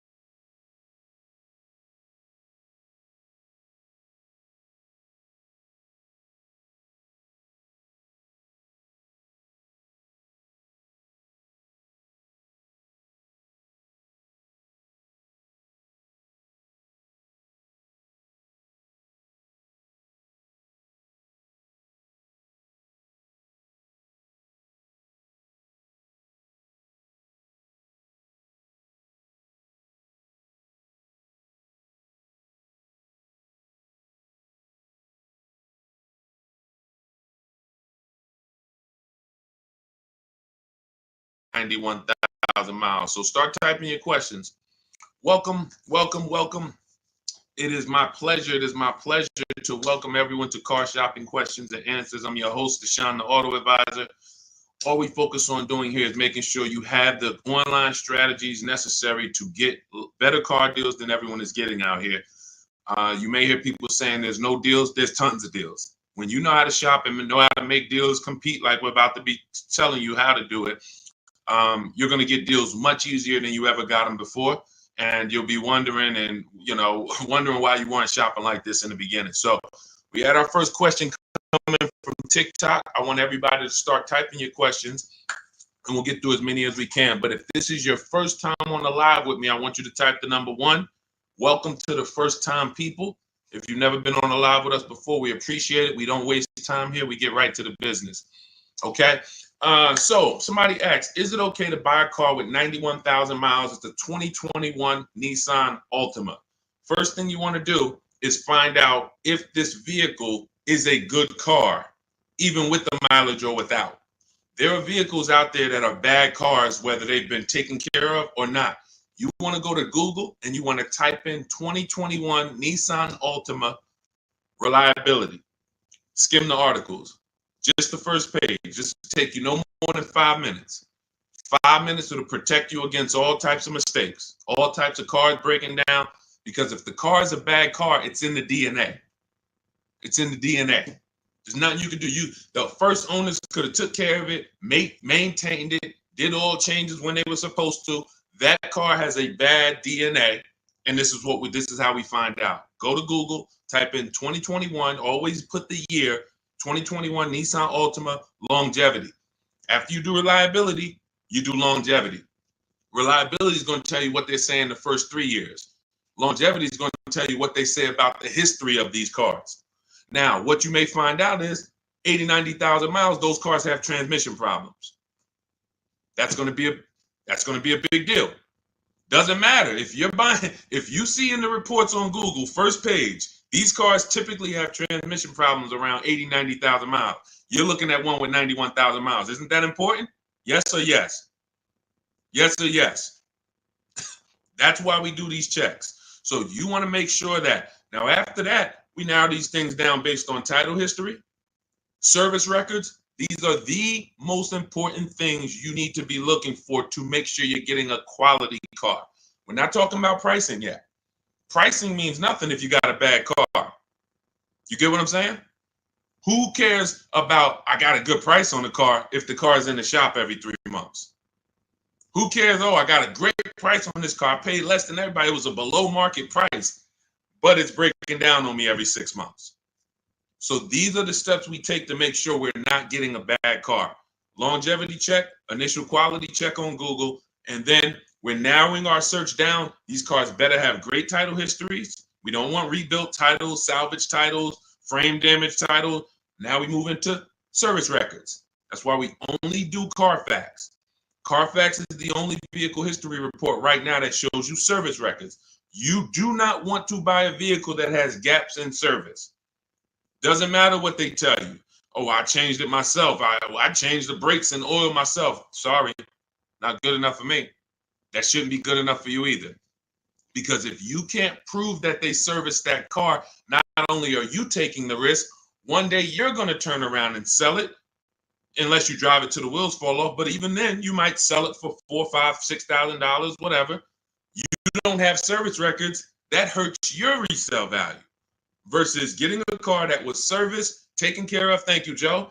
Now you get it, you service it, take care of it. Now, 7, 8, 10 years later, you're selling it to the third or fourth owner, and they can see service records from the moment the vehicle was bought. So these are the things, and this is everything I'm teaching is inside my new digital book. Some of you have Googled it. It's called Cars from Home. 7 Steps to Saving Time, Money, and Avoiding Dealerships. It's 5-star rated all over Goodreads. Thank you to everyone who's written a review about it or rated it.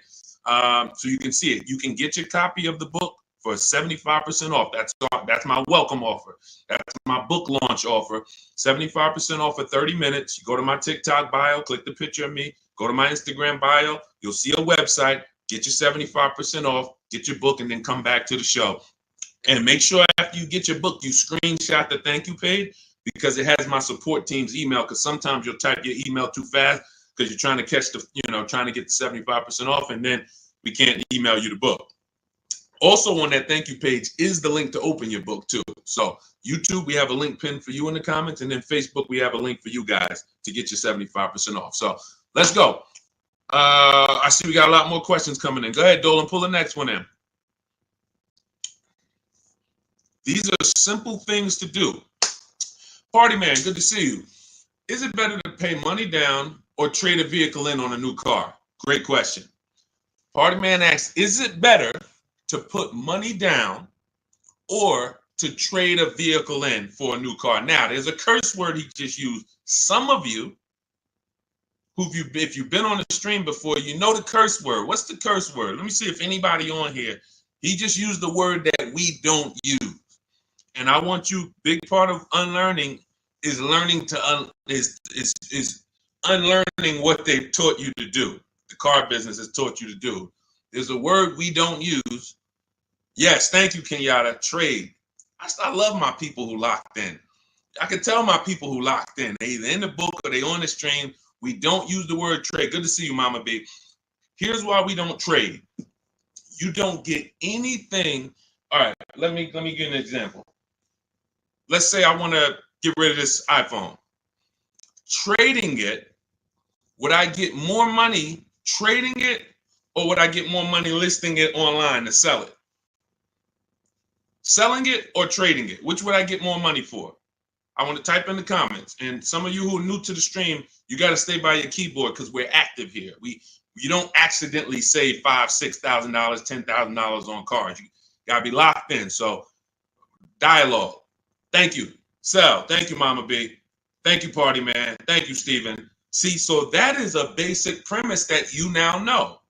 Now, what they told us in the past is if we wanted to sell our cars instead of trade them, we had to sell them privately. Facebook Marketplace, we had to let people come through, strange people, they're in our cars. Hey, hey, you mind if I drive this on the highway? All of this stuff. We don't want that. Now there are big companies that cut checks on the spot. CarMax. In my book, I teach you how to do something called the equity assessment. This is one of the most important things you have to learn about separating your transactions, which is I'm not going to buy a car from the same person who buys my car because we're bidding this out. So anyway, it's called the equity assessment. There's 6 companies that we get bids from. Takes us 20 minutes. They are CarMax, Driveway, Carvana. Open your notepad so you know this. If you're trying to keep notes, this is where you want to make sure you're jotting this stuff down. These are all thousands of dollars. somebody who was going to go trade their car into the dealership and the dealership was going to give them $13,000, you're going to do the equity assessment and you're going to get $16,000. But you got to lock in CarMax, Driveway, Kelly's Blue Book Instant Cash Offer, Carvana, and AutoNation. So Driveway, Carvana, CarMax, Kelly's Blue Book Instant Cash Offer, AutoNation, and Car Gurus. Thank you, Car Gurus. That's 6 offers. This is the only way you want to get offers on your car, because once you get those offers, these are bidders. These are people who they're fighting like tooth and nail to buy cars. That's how you separate your transaction, because when you trade, what you're doing is you're letting the dealer already has, let's say this is the car you're buying. This is the car you're buying. This is your trade-in. There's wiggle room in both of these. Car you're buying, it might have 5-6 grand of wiggle room. Car you're trying to sell or trade, maybe they offer you 12, but they know that they could really pay you 14, but they're going to start out at 12. So they got $2,000 over here, 14 over here. Not to mention that another buyer, their best offer might be, all right, we could only pay 14 for this car. Carvana might say we could pay 16 for it. So one dealer's best offer may not necessarily be CarMax's best offer or Carvana's best offer. This is why we separate these. We don't want people mixing our money. Then you have to fight and try to, am I getting the most for your trade? So here's what I tell you. And the down payment is a separate thing. Here's what everybody needs to know about down payments. I want you to understand this. The only purpose for a down payment is to lower your monthly payment. It's not to get you a deal. What's up, EJ? Good to see you. What's up, Keith Wyman? Good to see you. It's not to get you a deal. A down payment, we can't, unfortunately, most people, you guys know, I'm the bad news first person. Welcome to the first time people. You're going to understand. Deshone is the person who gives us the bad news first, because if he doesn't give us the bad news, we're going to think we're doing okay, and we're just going to mosey on and keep doing what we've been doing. I have to give you the bad news of how much money you've lost by not selling your cars to companies by trading them. I have to give you the bad news of how much money you've lost by not understanding leasing. I have to give you the bad news of how much money you've lost by not getting banks to bid for your loan instead of just giving the dealer the loan. I got to give you the bad news first, but I don't leave you there. I give you the new strategy. I give you the new way to do it. So when it comes to down payments, you most likely go in and say, man, if I could get my car payment to where I want it at, I think I got a deal. Now, if somebody offers you a car for $30,000, but it's only worth $28,000, but you paid $30,000 for it, but you didn't have to do any money down, was that a deal? I'm going to let you buy this car for $30,000. You could have got it somewhere else for $28,000, but I'm going to sell it to you for $30,000, but no money down. Is that a deal? No or no? So you need to know you have a deal before you have a down payment. Watch this. I'm going to shock you even more. Down payment the deal has nothing to do with your down payment. And secondly, whether you could afford the vehicle or not has nothing to do with if you got a deal. Let's go deeper on that. Let's say all of us, we're in a Bentley dealership, right? Everybody, we're all in a Bentley dealership. We're looking at a $200,000 brand new Bentley, never been driven before. It's right on the showroom floor. They say, hey, good news. Today we got to liquidate. We're going completely out of business. We're out of business. I'm going to give you this Bentley for half price, $100,000. But I need you to come up with 50 grand. Is that a deal? Is that a deal? Look, brand new Bentley, $200,000 on the sticker. They say, oh, we're going out of business. We got to get rid of this. I give it to you for 100 grand, but I need you to come up with 50 grand up front. Is that a deal? Thank you, Jewel. She's like, yes, absolutely. Now look, can we afford it? No. See, and somebody said no, because you're basing that off of your affordability. That's where I'm trying to get you to understand. You're affording the car has nothing to do with if it's a deal or not. The deal is, am I getting a below market price? Is this dealer selling me this used car lower than any other Honda Civic that I could have found? Is this dealer selling me this Ford Explorer lower than any other Ford Explorer? Is this a below market deal? Doesn't have anything to do with down payment. Down payment is just, all right, I'm gonna get a loan and I want my payment to be a certain place. See, they and look, I'm a former car salesman. I'm only talking about the wolves. 80% of the people I work with, 80% of the dealers was wolves. 80% of car salesmen in this industry are wolves. That means they will put you in whatever deal makes them money, and you're second. The 20% though are the good people.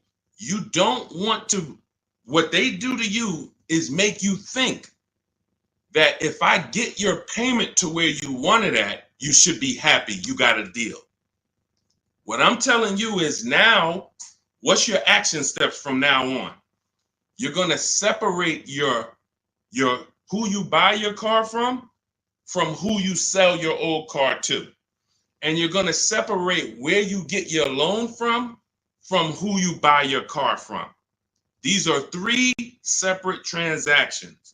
So what you just said, Party Man, to wrap up your question, you're asking, and you didn't realize this, you're asking about three transactions. You say, is it better to put money down or trade in a vehicle? Money down, that's between you and your bank. That's between you and who you're getting your loan from. You and the credit union who's giving you the loan. Hey, I found this car over here. They're selling me this car at a great price. I already made sure of it. I shop competitors. I use what Deshone teaches. I got 5 offers. I saw a lot of options. That car is a great price. Boom. Now, let me go get my loan. Car dealers, credit unions, banks. Hey, I want to buy this car over here. It's $29,000. Here's the sheet. Here's the buyer's order. All the details. What do you need? What's your rate? Now you can go to credit union. What's your rate? Bank of America. What's your rate? Hey, Wells Fargo. What's your rate? Navy Federal. What's your rate? Okay. Bank of America, you're the best. Now, what's my payment on that car? Well, right now your payment's going to be about $609 at that price, financing it with no money down. All right, I think I want my payment to be around $500. How much do I have to put down? Well, you're going to have to put down about $6,000. You're working this out with the bank, not with the dealership. If you're working out your payment with the dealership, they control your loan and the car they're selling you. Type $ if you get that. Anytime you are working out your monthly payment to purchase a new car or a used car, and the dealership is giving you your payments, you have let them they are controlling not just the car they're selling you, they're controlling your loan. We don't do that anymore. Find your car, get your loan, sell your car to CarMax, Driveway, Carvana, or one of these people. We've had hundreds of people do this. And this is how you maximize your equity. And this is how you make sure you're getting the best price. We don't mix these. Great question, David. He said, what about hard inquiries? In my book, I teach something called the bank bidding war. Now, what you've been taught, don't let a bunch of people run your credit. Do not let a bunch of car dealers run your credit. The bank bidding war, anyone who wants to verify this, you just go right to Google. Type in rate shopping, Experian. Experian's a credit bureau. They have an article, they literally have a blog post that they wrote telling you that within a certain period of time, they say 14 days to 45 days. So we do it in 2 days. When you get my book, you'll see the bank bidding war blueprint I give you, teaching you how to make banks and credit unions bid. Takes 2 days, sometimes 1 day, because we do it after we solidify our best deal on a car. Now we're getting bid. If you do it within the rate shopping window, you can have 10, 15 dealers run your credit, and it's going to affect your score like one hard inquiry. So if one hard inquiry would have dropped your score 10 points, 15 banks competing would drop your score 10 points. But what the banks want you to do is the banks want you to just hey, come get your pre-approval here. Who's realized that pre-approval is the buzzword over the last 2 years, 3 years? I'm gonna get pre-approved. Check this out. The banks are on to you. The banks are on to that. So what they wanted to do to keep you from shopping their competitors, that's the whole game. If you're not seeing it already, we're 15, 20 minutes into this stream. If you can't see, the game is from dealerships and from banks to keep you from shopping their competitors. Now, what do? Get your pre-approval here. Now, they used to offer pre-approvals with a soft pull, but now they're like, you know what? Let's start locking the people in. They do a hard pull pre-approval. Now what they give you is a check to go and shop, but you have a hard pull on your credit, which means you've already started the rate shopping window, and the pre-approval has what on it? An expiration date. What happens when that pre-approval expires? This is your credit union that you thought, this is my friend. These people are trying to lock you in and trying to keep you from competing. What happens when that pre-approval that you got that says good for 30 days expires? Got to go get another one, right? So what does that mean? Another hard pull, right? Exactly. These are the issues with the way banks want you to shop. So everything we're doing is bringing competition to our car deals. Everything we do, when we're getting bids for our car, competition. I want a bunch of people competing for the car you're selling, not trading. When we're getting bids for our loan, I want a bunch of banks competing for our rates, not just one, not just the dealership. Then when we're buying a car, we're getting multiple offers. And here's the best part, not just the money, we do this from home. We do this from home. In fact, there's no way you can do this unless you're at home. You can't do what I'm talking about, going into dealerships and banks and visiting them. How long would that take? That's why my new book is called Cars from Home. It's simple. Cars from Home. That's what you want to focus on. So, a couple things we just hit on. Party man, separating our transactions. Who you sell your old car to is different than who you're going to buy your car from, is different than who you're going to get your loan from. In each one of those 3 transactions, we are using online, the internet, to bid them out. Bidding out who we sell our car to, bidding out who we get our loan from, bidding out who we buy our car from. That's how we get deals like this. Some of you, if you're on YouTube, you can see this. Look, Adina got a Toyota Corolla. She was shopping for a Toyota Corolla. Fast forward, she ended up getting a 2024 Hyundai Elantra, $12K, $365 a month, no money down. You won't see a Hyundai Elantra commercial for a lease that says, hey, come lease a Hyundai Elantra, 12,000 miles per year, $365 a month, drive off. You won't see that. You'll see come lease a Hyundai Elantra, $249 a month with $3,600 down plus tax and fees. You got to put around $6,000 down and you could get a $350 payment. She did it with no money down, getting bids, staying at home, using what you're going to learn in my book, using my copy and paste strategy. Now, look, you could do it on your own. You want to call around, talk to dealerships, get prices. But here's what I'm telling you. You must shop competitors. You are not going to save the big money. You're not going to get deals like this. Look at Melissa. Equity assessment.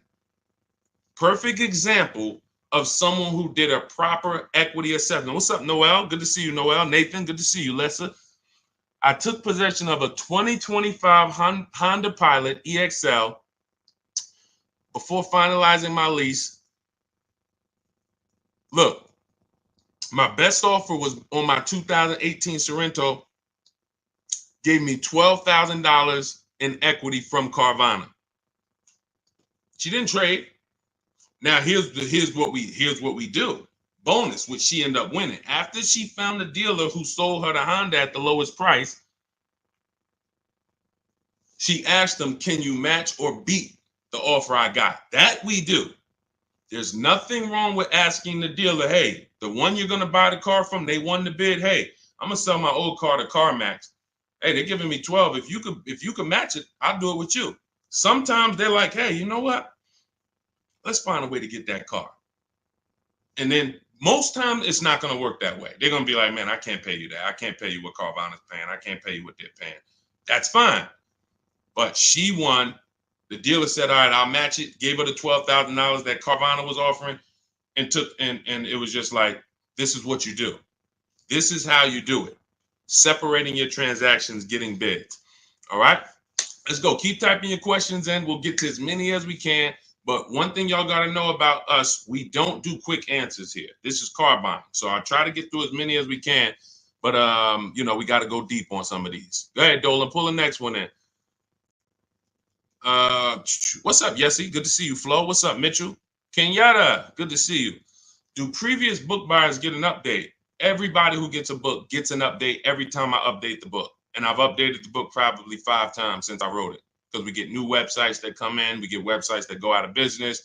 I update the scripts. In my book, I have copy and paste scripts. We don't talk to dealers. Who doesn't like talking to dealers? Who does not like talking to car salesmen? Let me say, I might have a bunch of people on here who love it. Deshaun, I love talking to car salesmen. It's my thing. I get a thrill out of it. We get people, listen, when I was in the dealership, it was people every now and then, they'd like popping in the dealership. Every 3 weeks, they're back. "Hey, let's talk again." It's like, what, you like this? This is the people like that. All right, for those of you, Clarissa, I see you. Mrs. Dixon, I see you. Kanisha, I see you. If you don't like talking to car salesmen, type me. Let us know. Look, somebody said, "I hate it." Look, Valerie, hate it. Look, my entire system in Cars from Home, my book, in what I'm teaching you here, does not require talking to car salesmen about numbers ever. Ever. You are either going to be emailing them or you are going to be talking to a manager. The only time we are talking to car salesmen is when we are there for our test drive. And even in my book, I teach you how to properly schedule a test drive so that you don't get the worst car salesman. Who's ever had a salesman that they talk to on the phone? "Hey, I'm coming to drive a Toyota Camry, the XLE. You got one?" "Yeah, yeah." You got the wrong dude. No professional says boss. I'm just telling you. I know this. I know this industry. If you get a dude like, "Yeah, boss, I got you," wrong dude. In my book, I find out, schedule it with him. And some of you know, they're laughing because you know I'm right.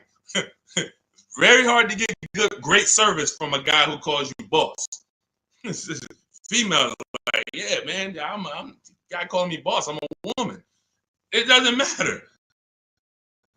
You don't call anyone boss. My name is this. So anyway, but anyway, when you schedule your test drive with someone who's reliable and dependable, you get there, car's ready. What do you mean? We don't talk numbers there? Never. I'm shopping. In my book, you learn something called shopping, not buying. We don't mix those. You've been taught. See, you go out, "Hey, I'm shopping," deciding what you want. I'm looking at options. I'm test driving. I'm exploring. This is what shopping is. Decide, "Oh, I want to look at the colors." Okay, all right, I'm going to drive the Chevy. Then I'm going to go over shoot the Honda. All right, I'm going to see which one I like better. Since I'm about to make a decision, some of you more. Hey, I'm going to take the time and look at the product, considering that all of these companies are trying to sell me a car. Let me at least go explore it. That's shopping. Buying is different. Buying is I've decided what I want. Now let me get offers. Now let me get my best price. The process for us for buying is 90 minutes. Online, used cars, everything we teach you in Cars from Home, everything you're going to learn in any of my videos is about a 90-minute process. We are not doing the things that take time. We're not in dealership. You never saw me make a video and say, well, after you've been at the dealership for your 6 hours, this is what you do. You get up and walk away and tell them, hey, you guys are wasting my time. Get up and walk. And you will never hear me say that because I don't do that. All of my cars, I've had 6 leases, probably 4 cars I bought in my adult life. The last 4 of them have been from my house. Because that's where your leverage is. Your control, your ability to make dealers bid is all from your home. That's where the control is. The minute you step into a dealer and you start talking numbers, you could be talking to an 80% dealer. Doesn't matter how much you negotiate, they're not going below a certain price. That's why everything we teach is the Cars from Home mindset. And the way you're going to win, you got to unlearn the old way. That's why I represent this brand. First thing you got to do if you're going to win with me is you got to unlearn. You got to unlearn. Everything they taught you about car buying, leave that at the door. Trust us, and you'll get the results. Go ahead, Dolan. But yeah, everyone who gets the book gets free updates. Anything new that happens, I just update it. As soon as you open a new file, you'll see, oh, this is a new book. Oh, this website's going. Oh, this website's added. Okay, first-time viewer, welcome. Good to see you. Is leasing a car a bad idea? Pros and cons. Oh, great question. Who's interested in finally, once and for all, knowing when you should lease and when you should buy? Type me. This is a great question. He said, first-time viewer, is leasing a car a bad idea? Pros or cons? Who's heard? Okay, I see a lot of you. Who's heard leasing? First of all, everybody, because this is about to get very deep. Can y'all keep tapping the screen on TikTok? Keep running the likes up. This is a big deal. Most of you have been taught, because I know I was in the dealership 14 years. I know you were taught never lease cars. In fact, you got big influencers that got big voices that say never lease a car. Everybody on Instagram, everybody on Facebook who shares, could you hit that paper plane or hit that arrow and share this with your friend? Because your friend is about to actually go and make a bad decision. You don't even know. God, I didn't even know you was buying a car. Well, listen, did you follow this guy, Deshone? He talks all of this stuff. Well, you didn't share him with me. I didn't know about him. Now look, this is what I'm paying. So share this with your best friend. Hit the share button because we're gonna go deep on this. So this is step 1. Step 1 in the car buying process is deciding whether you're gonna lease or buy. I see y'all running the likes up. Shout out to everybody tapping the screen. Appreciate you. Step 1, before you think about trading your car, selling your car, before you think about what car you're going to buy, before you go test drive, step 1 is, am I going to lease this car or buy this car? Why is this so important? All right, let me use something better than this. Oh, we can use this. Now, what you're looking at is what I want you to picture every time you think about buying a car. This is the unseen expense. It's called depreciation. If you buy a car today for $40,000, you don't drive it 1 mile, just park it right outside your house. Park it right outside your house for 1 year. Come back a year later. Is the car worth $40,000? Pay attention. I'm talking to the people that's locked in. Listen, you distracted. You trying to get car advice that's going to save you thousands of dollars, and then on your other tongue you watching, Dog the Bounty Hunter on the other screen. You're not going to win. I'm talking to the people that's locked in. So you bought the car. You did not drive it 1 mile. Come back a year later. Everybody said no. You lost money. You lost money. It lost money. This is the unseen expense. The first step to understanding leasing is to understand this, depreciation.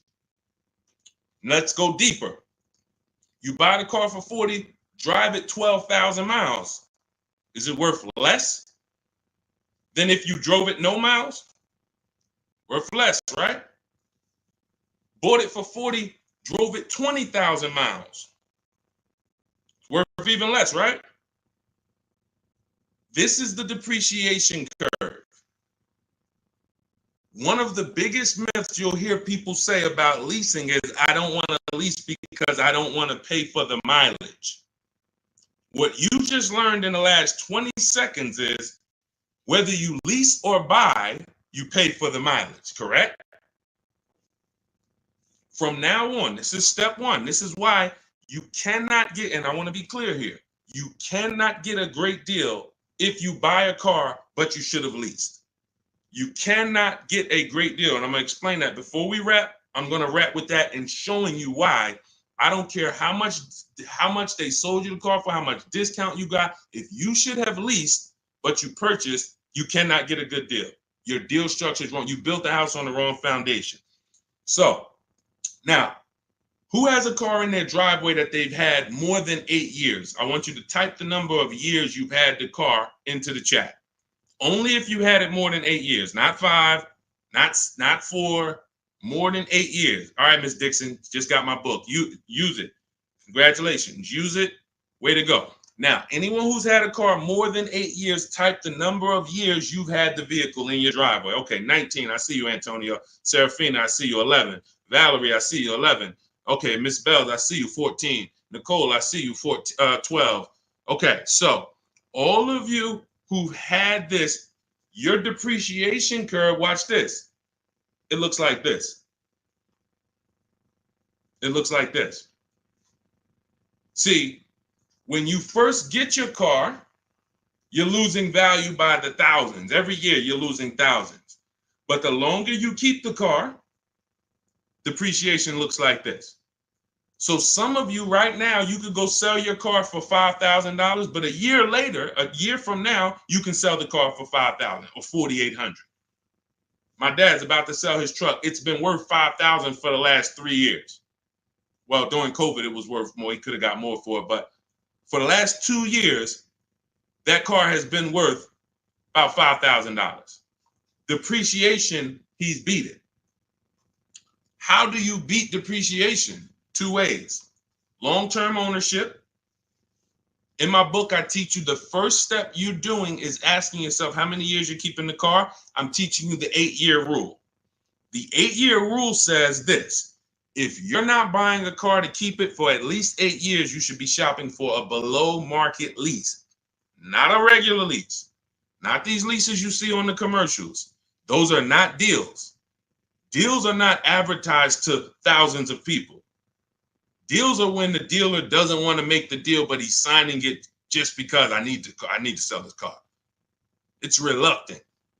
Don't send more people in to pay these prices, but here, I'll do this for you. Don't tell anyone else. That's a deal. When you see a commercial, hey, everyone, 10,000 of you, come get this car for this price. That's not a deal. Not advertising this. So let's get back to this now. So now, here's where you are losing. In the 2-year, 3-year, 4-year, those of you who buy your cars, trade them in 3 years, you're losing. You're replacing a depreciating asset and it's when it's losing the most value. You buy it for 40, 2 years later it's worth 28. All right, let me get out of this thing. You lost. You buy it for 40, 4 years later it's worth 16, 18. Oh, let me get out of this. You're supposed to hold, the whole purpose in buying is to get to what I call the reward stage. That's what you saw Jerry said. 8 years he's had the car, paid it off in 6. Now he can keep it. Beat the depreciation. The longer he keeps the car, the less he paid for it over time. Look, Michael, 16 years. You get to the point where this car is now literally not even depreciating. I lose probably $200, $300 a year in depreciation. Some of you like, Deshone, there's no way I'm keeping the car that long. You are the ones who should be shopping for below market leases. Let's make this point. I see you, Delaney, and said I had an Escalade 21 years. Look at your cost per year. Look at your cost per year. I bought a $50,000 Escalade, $60,000 Escalade at the time, however much it was, but I kept it 21 years. How much did that cost me per year? That's the purpose of buying, because you pay more to buy. So now let me show you what below market leases look like to wrap this point up, to show you that there is no comparison. If you are getting regular leases, this is not going to make sense to you. That's why you're going to use my strategies. You're going to get your book in my TikTok bio. Go there. If you went there, you only got 30 minutes to save the 75% off. You won't pay the $97 price. As soon as you visit that website, you see that timer start ticking. You got 30 minutes to get your 75% off and get your book for $24 instead of $97. Now, it's still worth it at $97, but $24 is better.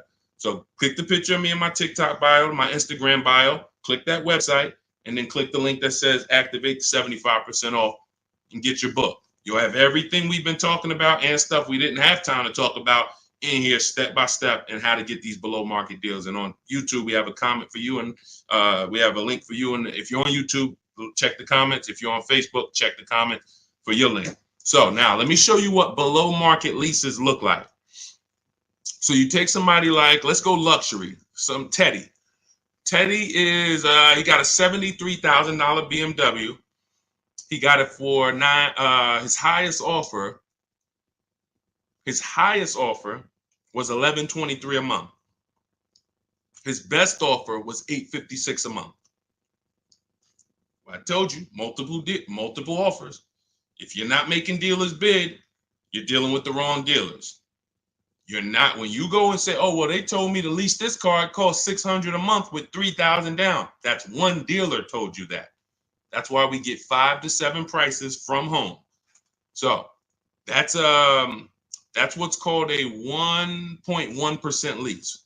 Some of you may know the 1% rule with leasing. If you can get a 1%, if your payment is 1% of the MSRP, no money down, just giving them your first payment. No, what about the taxes, Deshone? No money down. First payment only. You're going to see all of these people I'm about to show you. They're not going to say, hey, and I gave them the taxes too, and it was 1%. No. All right, so look, somebody like Taupe. Taupe had a 1.2% lease, $690 a month on a $54,000 vehicle. Almost $55,000 BMW, $690 a month, no money down. Look, look how much she saved off the vehicle. Sitting at home. People in dealerships fighting. Come on, take off another $30. She's sitting at home. She said, look, I got $7,500 off, plus another $1,000 from the dealer that bid. And every dealer is not even going to give you the $7,500 rebate. They won't even tell you. But let's go deeper. Look at Kimberly. $86,000 Maserati, $968 a month. She got $20,700 off on this offer here. $20,700 off at home. Look, you're not going to see the Maserati advertise, hey, come drive this new Maserati, $968 a month, $86,000 vehicle, no money down. You'll see, hey, come drive a Maserati, $799 a month with $5,000 down plus taxes and fees. End up probably being about 10 grand once you add it all up. Yeah, you'll see that commercial. You go sign up for that, they'll love you. Hey, I want the deal from the commercial. Oh, come right in, miss. Oh, Miss Jones, a letter. How are you? Okay, can I call you Miss Jones? Yeah, how fast can I get it ready for you? They love you. Go ask for the deal from the commercial. They love you. Look at Charles. Some of you have this vehicle. Hyundai Palisade, $48,000 vehicle, almost $49,000, $597 a month. No money down. Look, I reached out to 35 Hyundai dealers, and you're like, how do you do that? You might have just jumped on the stream. We do this all online. Takes about 25 minutes to reach out to that many dealers using the stuff in my book, copy and paste scripts. So he had 35 Hyundai dealers, got 10 quotes back. Offers range from 1.2 to 1.6. He said, I never thought I'd be able to afford this car that is almost $50,000, because up until he learned what you just learned, I'm not keeping my cars 8 years. He was buying them. But now that you have the understanding of this and the unseen expense, and you now have a depreciation, whether I buy or lease, I pay for my usage. Whether I buy or lease, if I drive 20,000 miles, it costs me. Which one's going to cost me less? And when you get below market leases, it costs you less. Or when you do like what we spent time shouting out Michael and Antonio and Serafina and Valerie and all of them. So you're either going to go the long run, the distance, get your deal, keep it till the wheels fall off. That's how you're going to beat depreciation, or you're going to get below market leases. But now, $48,000 vehicle, $597 a month, a $50,000 vehicle. This would normally, and let me ask you guys this. Some of you know, every $5,000 on a car loan is about how much per month? So we can show everyone who doesn't know this how much, if he had bought this car, and this is the reason why he said, I never thought I'd even be able to drive this car. Every $5,000 per month on a loan, on a vehicle, is about how much per month? Let's see if anybody's tapped in. Every $5,000. Thank you. Yep, you got it, Zully. $100, $100. Great job, Clarissa. Shout out to the people that's tapped in. I love the people. I love when y'all show me, man. Look, Deshone, I'm tapped in, man. I don't care about anybody else, man. I'm watching my money. I gotta pay attention to this stuff. Yep. Thank you, Aletta. $100. The Bush, $100. So now this is how, when you look at a $10,000 car, you should think $200 a month. $20,000 car, $400 a month. $50,000 car, okay, that's $1,000 a month on a 5-year loan. That's what should come into your head. That doesn't mean, hey, I might be able to get 5,000 off of it. I might be able to get 8,000 off of it. With my best deal, I might be able to get 10,000 off. That has nothing to do with it. I'm talking about just when you look at the car and you say, okay, around about how much is that going to cost me? 50,000, that's about 1,000 a month. 5-year loan. 6-year loan, yeah, all right, it'll be a little less, but we don't go longer than 6. And when you go in, and some of you, you've done this, you go in and you look at that $50,000 car and you say, man, give me the 600. Can you give me the 600 a month? Yo, okay. And next thing you know, you're in a 9-year loan and you don't know how you ended up in a 9-year loans because you went in saying, hey, get me the 600 a month, not knowing that car is 1,000 a month. So this is why we have. So going back to Charles' Palisade deal, that Palisade with no money down would have cost him $1,000 a month, 5-year loan. If he stretched it out to a 6-year loan, maybe it cost him $920. He's paying $597. What's better coming out of your bank account every month? $597 or $900? Imagine pulling up to someone, you're Charles, right? You pull up in your brand new Hyundai Palisade, they pull up right next to you in the same Palisade. Both of you did 2 no money down deals, and you look at each other and say, oh man, we got the same truck. Yeah, man, I just got mine. Oh man, how much you paying? Yeah, man, I know this expensive. You know it. You know this expensive, man. Yeah, I'm close to 1,000 on it. But I no money down though. No money down. How much you paying? Oh no, I'm paying $597 for this. Oh, you had to put a lot of money down. No, I didn't put no money down. Wait, how you get that? Oh, I leased this. I drive it for 3 years. Give them it back. Go get something else. Oh, see, but see, you know, after 6 years, I'm gonna own this. And man, I gotta laugh because I gotta laugh to not cry about this. This is what people do. This is what I'm trying to get people to understand about leasing. All these people that told y'all don't lease, they cost y'all money. They got y'all driving these older cars or these cars that are super expensive because you just thought, man, I had to buy the whole car. You done put 10 grand down, 15 grand down, and you're like, man, all right. And here's the thing. It wouldn't be bad if you were keeping the car 8 years. Because after a while, you get to this point, you kept the car, the depreciation cools off. You're like, okay, I kept the car long enough. Let me go and sell it and let me get something else. 8 years is the minimum. But the problem is when people pay those, that dude is like, yo, I'm paying $1,000 a month to drive this Palisade. Okay, but I'm gonna own it after 6 years. But then about year 4, what happens? What happens when he has it about 4 years? About 4. Look, the warranty done expired. Now something done went off on the thing. This is not people who are what we call keepers. These aren't people like Valerie and like the people we shouted out. These are I'm talking to you that are stuck in the middle. You know you don't keep cars 8 years, but you go in and you buy them. You take out 6-year loans like you plan on paying them off, or like you plan on doesn't matter. You are losing in depreciation because you keep the car, you buy the car here, as soon, right before the depreciation starts to cool off, you go and flip it and go do it again with a whole nother car. Pay a whole, let me ride that wave again. Okay, perfect. Oh, that was no fun. High payment. Let's go get another one. I would get people coming to the Mercedes dealer. Hey, man, Deshone, that's the new one? Oh, okay, I got 2 payments left. Then I'm going to come see you for that. I'm like, man, what are you doing? Let me talk to you. Let me show you. You ever heard about leasing? Let me show you what this is going to look like if you understand what I'm about to break down for you. And they're like, oh, wait. So I'm going from a $900 payment. You telling me good deal on this lease, I could be at $500? And what about all the money from my old car? What I do? Oh man, I'm gonna give you that back. You might have 10 grand equity here. You go put that in the bank. Yeah, I used to have to just put that down. What I would do is just whatever my old car was worth, I just put it down on the next car and then roll it and I just kept it moving like that. Nope, not no more. You're not gonna keep your money tied up in these depreciating assets. Type dollar signs if you're getting this. You're not gonna keep your money tied up in these depreciating assets. Pay attention. Banks don't do it. Banks don't do it.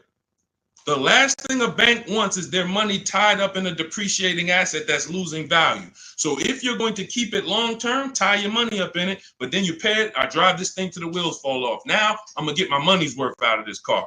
But if that's not your goal, you should be shopping for below market leases, paying cents on the dollar, like Charles, like Zafrina, like all of these people who are driving brand new cars that would normally be $600, $700, $800 more, $200, $300 more than what they're paying. Look at Rosalie. Just got a 2024 Infiniti Lux, $60,000 vehicle. Look what she's paying. $592 a month. $592 a month. It's a $60,000 car. $60,000 car, $1,200 a month. Somebody walks in and says, hey, how much that costs? No money down. Man, that's about $1,200. She's paying $597 because her deal is structured right. Leasing versus buying is and look, you add the mileage, Michael. Let me give you an example of somebody, because that was a great question. That's always the next question. Oh, what about the mileage? The worst thing to do is to add, and look, all of this is inside my new digital book. There's a reason it's 5-star rated. Google it. Cars from Home. 7 steps to saving time, money, and avoiding dealerships. Look at all the 5-star ratings. Read the reviews.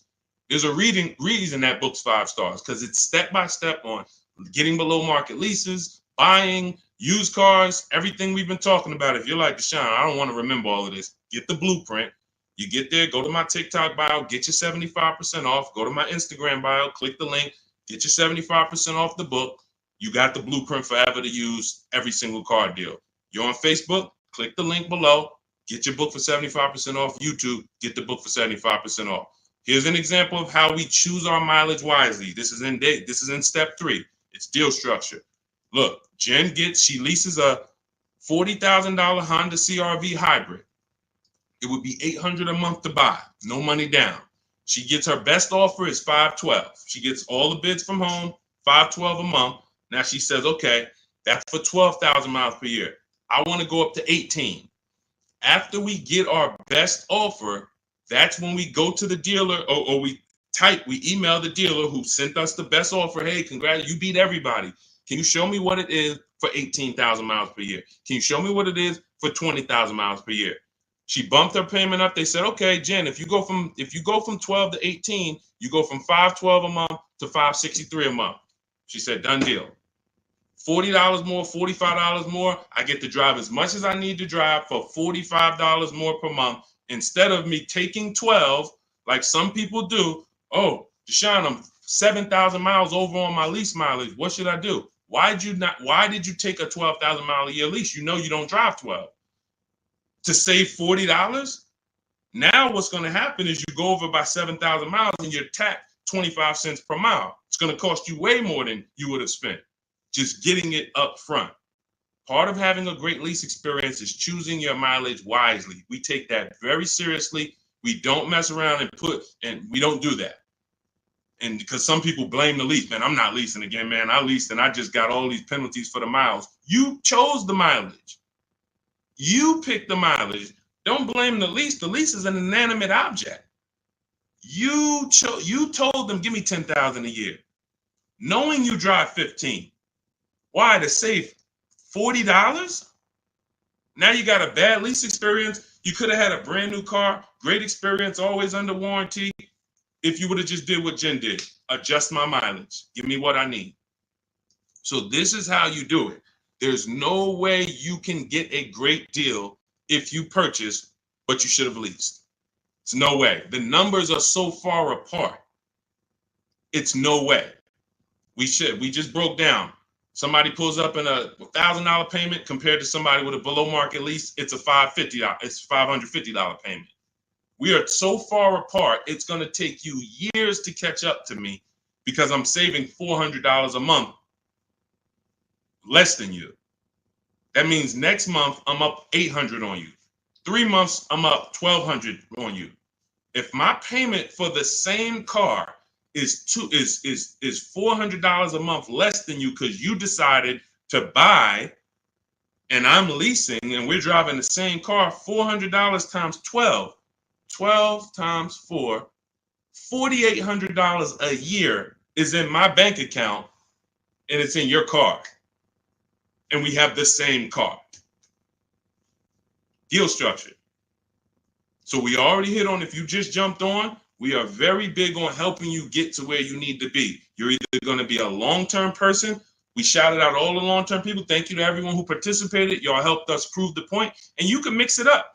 One car you might buy, hey, my wife loves keeping cars. We're going to buy her car, keep it for 9, 10, 12 years. But hey, my husband, he doesn't really keep cars more than 6 years. We're going to lease his.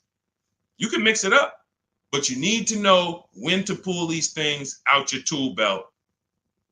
It's beautiful. And we don't buy leases at the end. Muzz, we don't buy leases at the end because all you're doing when you're buying a lease is buying a used car. That's it.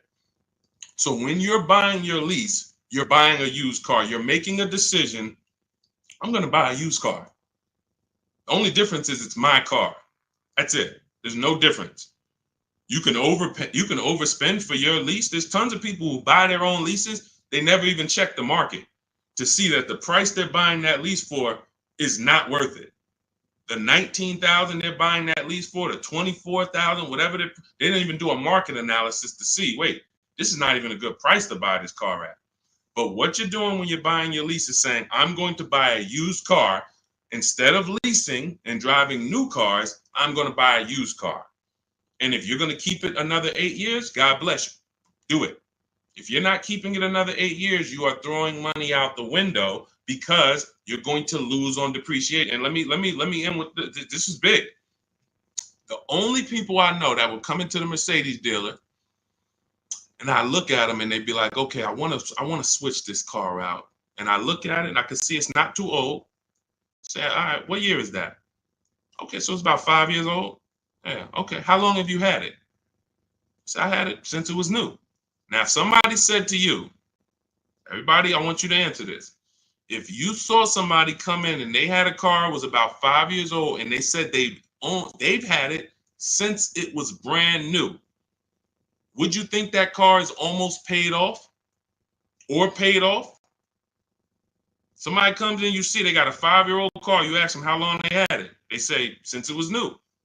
Okay, you've had it 5 years. Shouldn't that car either be paid off or almost paid off? Thank you, Antonio. Yep, thank you. Now check this out. These are the only people this happens to.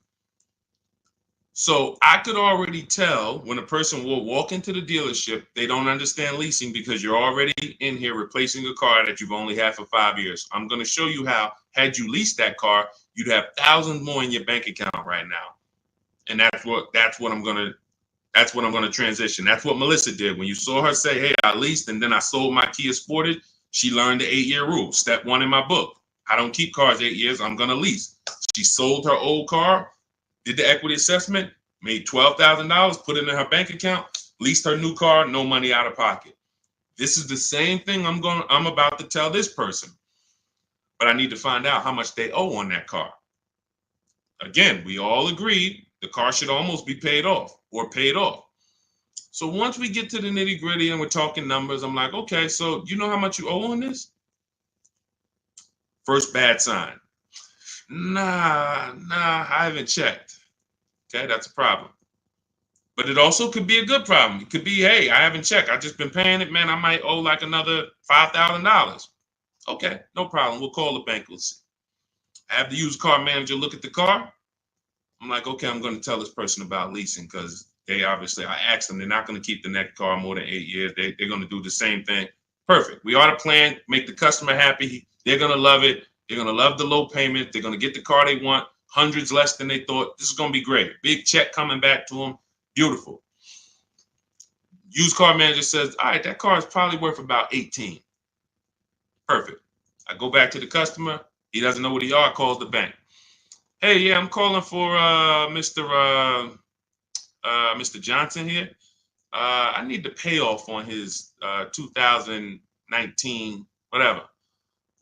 Okay, yes, the payoff is $19,100. $19,000? What do you mean? I said, look, Mr. Johnson, they're saying you owe $19,000 still on this. Oh yeah, I told you I hadn't checked. Hold on. Didn't you tell me you bought this? You bought this new? You had it since it was new? You've had it 5 years? Yeah. Oh, but you know what? I had leased it for 3 years and then I bought it at the end of the lease. That's the culprit.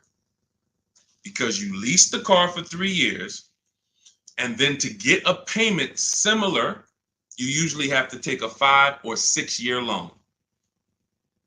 Most people, when they buy their lease out, they take a 6 year loan because they like the payment. You leased it for 3, bought it for 6. What's 6 plus 3, y'all? This is why, Muzz, I want you to remember this story for the rest of your life. When somebody says to you, or when you think about buying your lease out, remember this story. 9 years.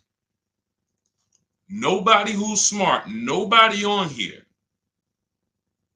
We might have some young adults on here. We might have some seniors on here. Nobody is signing up for a 9-year loan on a car.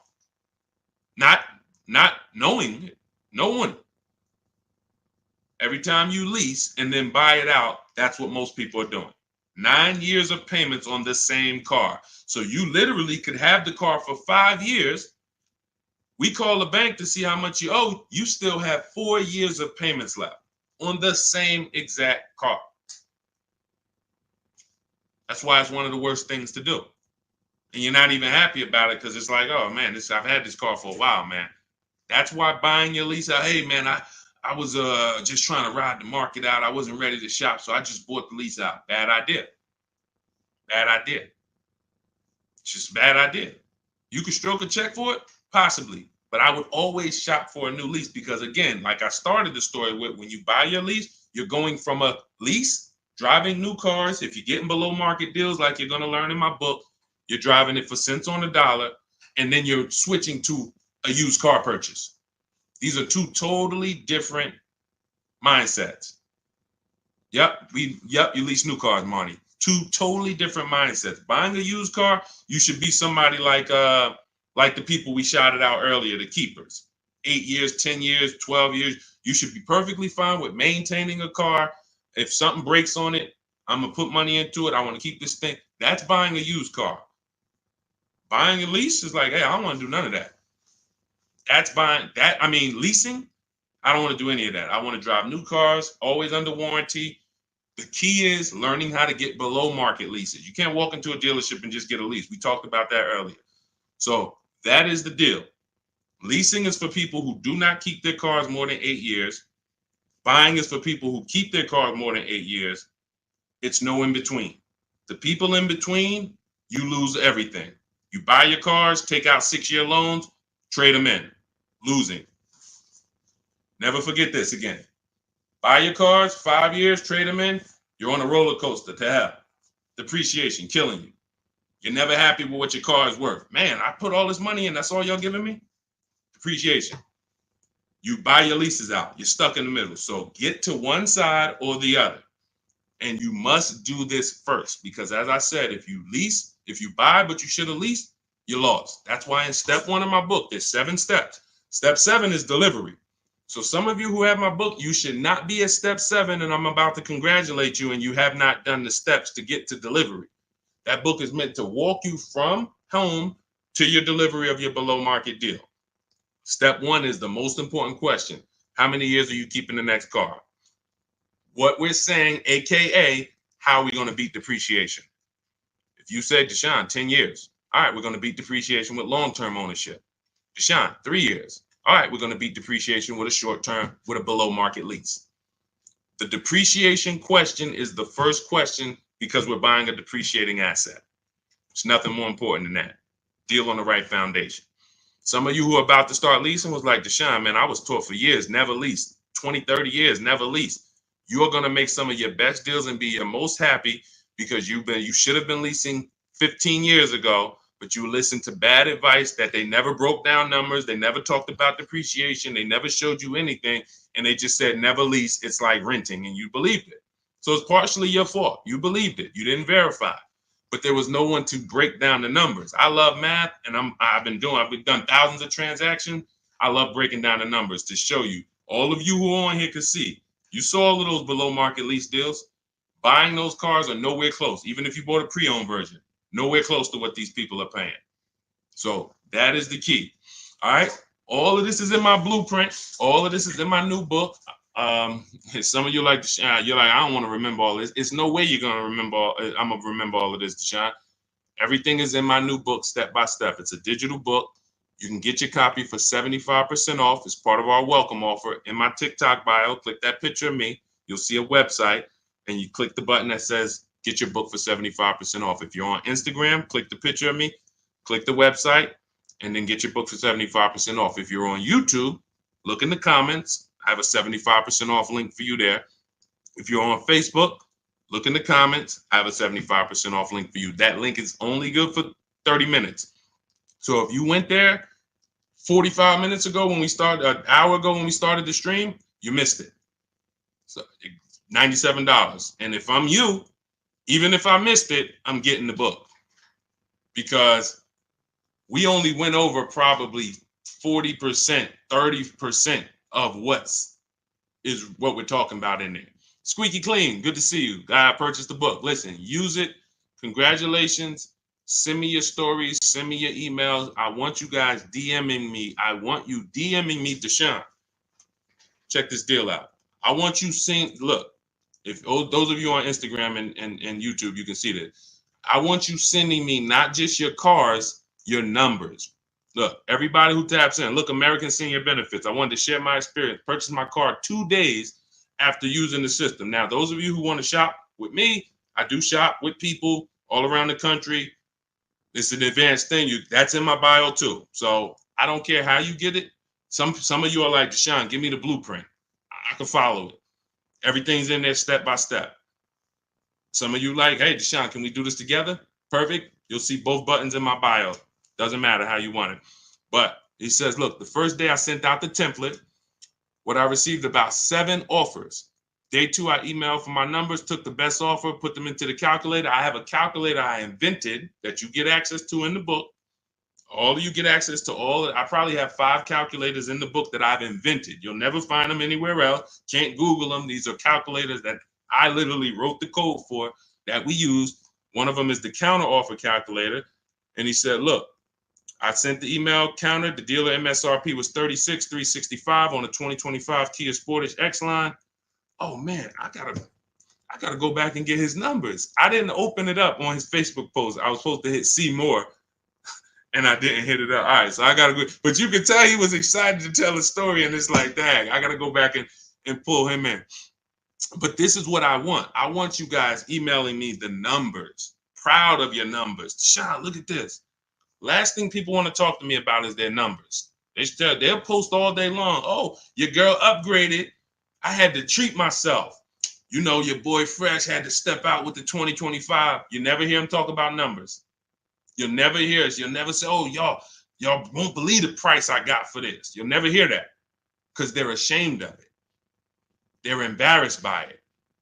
If they ran into me and I said, hey, yo, you got your contract on you? You got your purchase order? Oh, yeah, let me look at this. They'd be like, man, they'd be over there sweating like, all right, Deshone, don't tell. I know I did bad. I've had people say that to me. You know, man, I know I did bad. I'm like, listen, man, don't beat yourself up. I just want to see you do better. I want you knowing, why would you go work hard and then go get this beautiful vehicle and not have the confidence to know you paid less, the lowest price you could have? You shouldn't be ashamed. This is a treat to yourself. But because you didn't know how to shop, you're ashamed.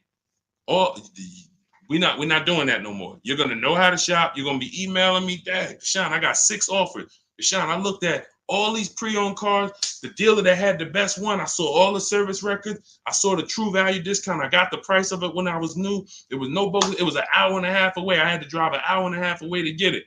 But look at what I got. And then I let the banks bid. And then, you know, my credit union, you're gonna be like, numbers.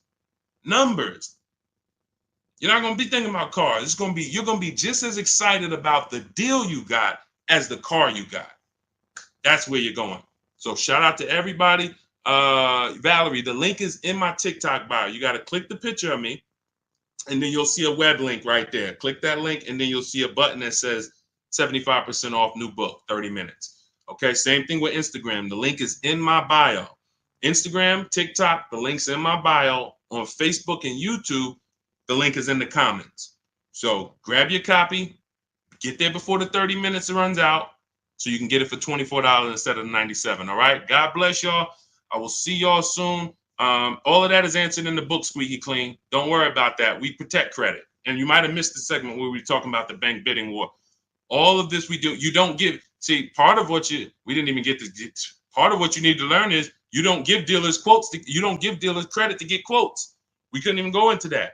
Credit is not in my templates. We never give dealers our credit to get quotes. That's what the 80% will tell you, though. Hey, Jim, we can't give you credit. Hey, yeah, just fill out this credit app so I can give you a quote. They lock you in. We don't do that. All of that is explained in the book. All right. God bless you. I will see y'all in the next stream. Everyone who got your book, send me your success stories. Go out and be empowered. Go out and win in this world, and make sure you send me your results. All right. God bless you.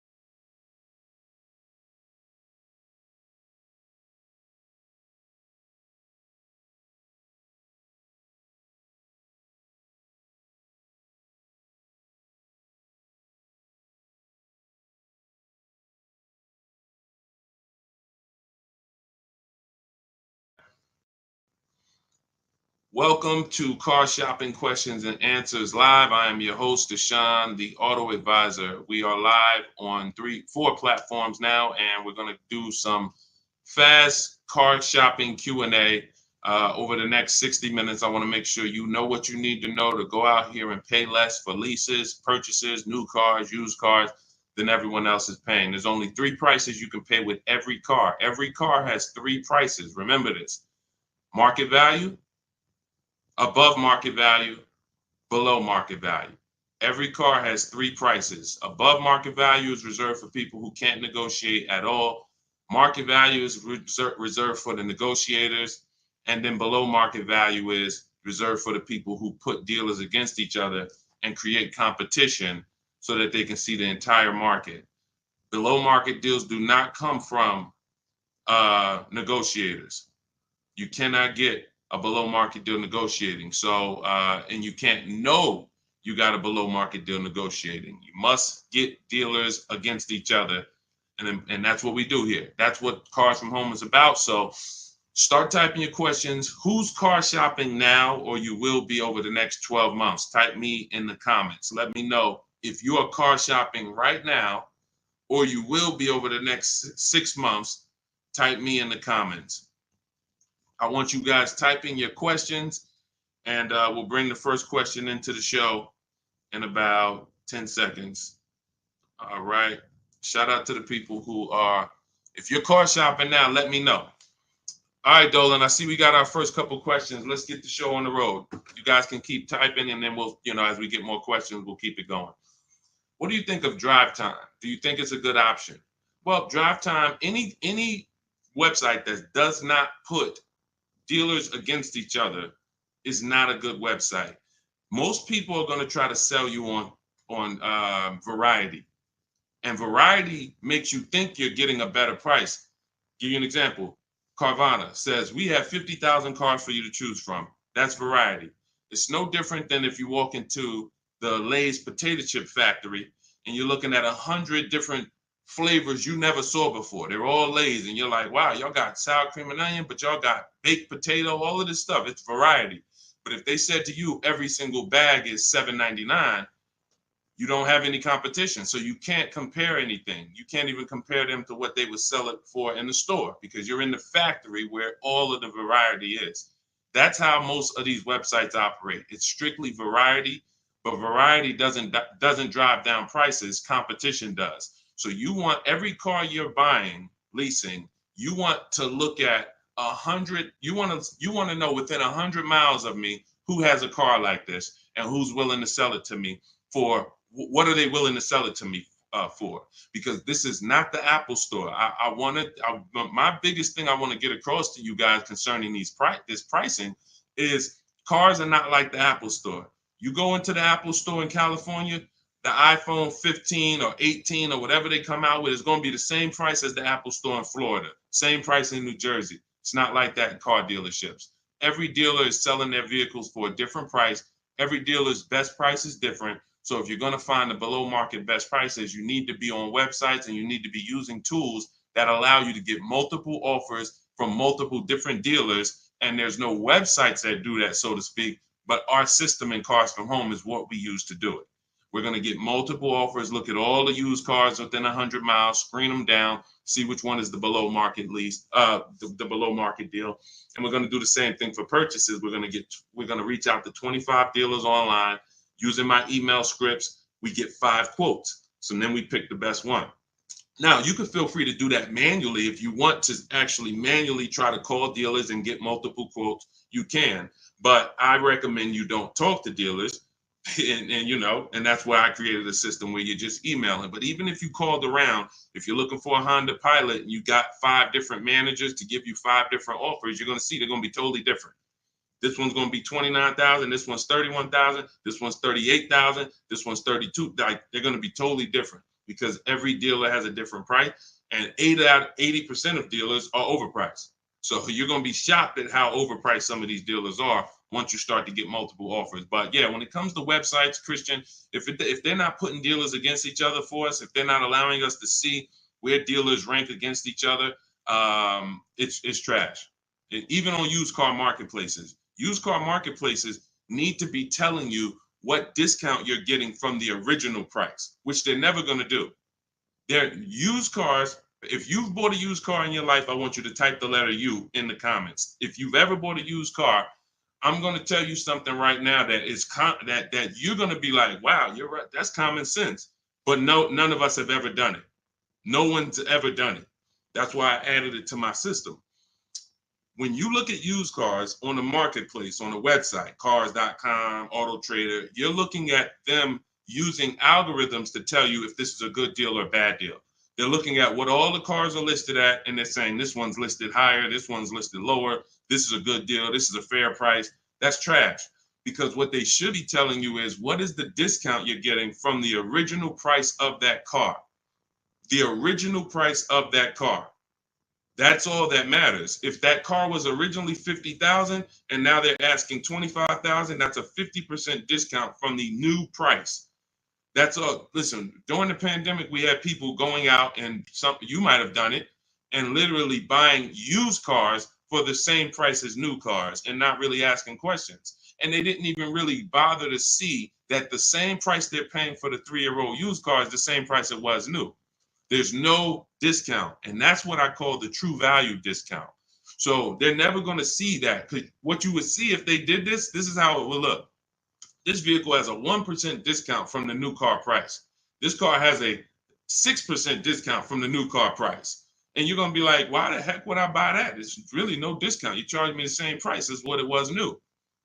That's all that matters. But they're never going to do that because then they have a bunch of people paying them to sell cars for them through their website, and the cars wouldn't be selling because people be like, yo, I'm not buying that. There's no value there.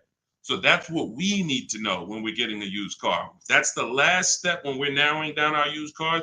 We pull the original MSRP, we get the original price, and then we compare that. I have a calculator in my book that does it. You put the original MSRP in, you put the asking price in, and then it tells you this vehicle has a 42% true value discount, a 38% true value discount. And that's what you compare when you're shopping prices for used cars. Okay, everything that I'm talking about, if you're like, Deshone, I want the whole blueprint, I'm not going to remember this, you can go and get my new digital book. It's called Cars from Home, 7 Steps to Saving Time, Money, and Avoiding Dealerships. You'll know our system for screening down used cars. You'll know how to get the original MSRP. You'll have the true value calculator, and you can get your copy for 75% off as part of our welcome offer in my TikTok bio for 30 minutes, my Instagram bio, 30 minutes only, or YouTube comments or the Facebook comments, and you won't pay $97. You'll pay $24 if you get there before the 30 minutes is up. So go grab your copy. Come on back to the show. Catherine Marie, I have a 2022 Chevy Blazer, 40,000 miles. I want to trade in for a 2024 Kia Sportage. My credit is 530. Is it smart right now? I've never been late on payments. Smart is relative. Why are you doing it? If you just got a vehicle, you're right now driving a vehicle that it's depreciating like this. Whenever we get into so she used a curse word too. A lot of you know, if some of you may know if you've been on a stream with me before, what's the word she used that we don't use here? Some of you may know. I'm not, Catherine, you're new to the stream, so you don't know, but you're about to find out that there's a word. Let me see if anybody gets it. I'll tell you in 3 seconds. Okay. Trade. All right, trade. Why don't we use the word trade? Because you don't get anything, you don't get the value, the maximum value for anything trading it. So if I wanted to get rid of this phone, it's an iPhone 14, would I make the most money trading it, or would I make the most money selling it online on the open market? Would I get the most money trade or sell? Type into the comments. Y'all know, listen, I need you to lock in. Let's go. You know, the people who win with us are the people who are locked in. The whole world wants to distract you and have you focused on all of these things. None of this stuff is going to keep money in your bank account and make sure you're keeping thousands of dollars. You're paying thousands of dollars less. So lock in, focus, exactly. Trade. No, not WW. No, not trading. Yes, body, sell. Yes, open market. Exactly, Shiva. You're going to make the most money selling something on the open market, not trading it. So when in the past we used to have to, sell our cars on Facebook. We don't have to do that now. There's big companies that make us cash offers for our cars that literally write us a check the same day. CarMax, Driveway, Instant Kelly's Blue Book Instant Cash Offer, Carvana, AutoNation, and Car Gurus. That's 6 offers. CarMax, Carvana, Driveway, Kelly's Blue Book Instant Cash Offer, AutoNation, Car Gurus. 6 cash offers that we get in 20 minutes. This is in step 2 of my shopping process. This is called the equity assessment. Before you can go into your next car, you want to see what is the maximum value I can get for my current car or my current lease. Can I sell my current lease and make $3,000, $5,000? And if you didn't know you could sell a lease, type a question mark, because if you didn't know you could sell a lease, how much has that cost you already? Just not knowing that you can sell leases, just dropping them off to the dealership. And if there's $2,000, $3,000, $4,000 of equity, or like in the pandemic, some of us had 10,000 equity, 7,000, you're just giving it back to them, and you're wondering why they're saying, "Oh, good news, we could get you in this new car with no money down." That's because you have equity that they're most likely using for your car, because you don't know how to assess your own equity. So we do this ourselves. So when it comes to your, to me, you look like a lease person. You have a 2 to 3 year old vehicle right now that you're already replacing, and you should not be swapping cars. You're going to have a ton of negative equity, because unless you're putting big down payments down, every time you trade these cars in, Catherine, you're just moving all of the baggage from the old car over to the new car. And so you should be leasing, but you're buying. Buying is for people who are going to buy their cars and pay them off and then keep them until the depreciation doesn't look like this anymore, because this is normal depreciation. This is why you buy a car for $40,000 and in 5 years it's worth $18,000 or $16,000. That's called depreciation. So, but you get to a point when you own a car where your depreciation looks like this. Your car, this is around 8 years. Now, your car today might be worth $10,000. Next year, it's worth $9,800, $9,200. It's not losing that much value anymore. But if you're not buying cars to get to this space, you're throwing money out the window, because you're losing thousands in depreciation. And then what you do is you're riding that sliding board of depreciation down to the bottom. And as soon as it's about to cool off, you say, "Oh, let me go get another car and let me ride it down to the bottom again." So you're literally replacing your vehicles in the point in time where you're losing the most money on the vehicle through depreciation. That's why you should not be buying. So now your credit is not in a place where you can lease. So what should you be doing? Building up credit to go into a lease. It's very simple. If I needed to lease, because leasing is going, and you'll see, we'll go over this in the stream. Leasing saves you a lot more money. For $530 a month, we got some people driving $40 and $50,000 vehicles, brand new with no money down. For those same payments, you're driving a vehicle that's less, but it's bigger than the payments. It's more about you not tying up your money in cars. That's what a lease is about, because you don't want to tie up money in a depreciating asset unless you're going to keep it a long time, long enough to let the depreciation cool off. You're tying up all of that money. It costs a lot to buy. A $25,000 car is $500 a month on a 5-year loan. Meanwhile, like I said, $500 a month on a lease, depending on the car, can get you a $40,000 car or a $50,000 car. You don't believe what I'm saying? Look at Zafrina. Zafrina's paying $579 a month. She's driving a $65,000 car, $65,000 Jeep Grand Cherokee. Look, this is $512 a month, a $40,000 Honda CRV. This was Jen's best bid. Now, these are not regular leases. These are what are called below market leases. So these don't, I know what you're thinking, Deshone. I saw the commercials. They all say you got to put money down when you lease. All of that is commercial. Those are not deals. So the point is, what you got to understand, Catherine, is your first thing is to see is to determine why you're buying. And if I'm you, I'm staying in that car, and I'm getting my credit to the point where I can lease. You got a nice car. You have a solid car. You're going to switch that into a Kia. Your payment's going to go up, because if you go from that to a finance, another purchase, your payment's going to go up.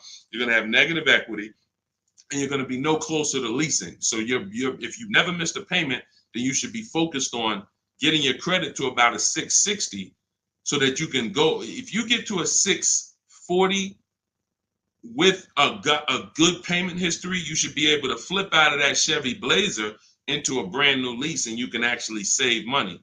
Because if your payment has to be high. For a 2022 Chevy Blazer, you financed it, your payment has to be high. That's a $40,000 vehicle. So I'm guessing your payment is around like $700-800 a month. Depends on if you put money down, but you could be driving so much better car than that, or you could have a lower payment. So it's but you got to get your deal on the right foundation. Leasing is the foundation. Go ahead, Dolan. Leasing versus buying is the foundation. Most people are overpaying strict. It's not just they don't know how to make people bid. It's literally their deal is on the wrong foundation. They should be leasing, but they're purchasing. That's the problem. Negative equity all day long, high payments. They just always have them. What about with a low credit score? What is that? You're gonna have to. I need more info than that. I need more info than that. Like, relate that to your question. Are you trying to buy? Are you trying to lease? Like, what is? Give us a more detailed question, Santiago. Go ahead, Dolan.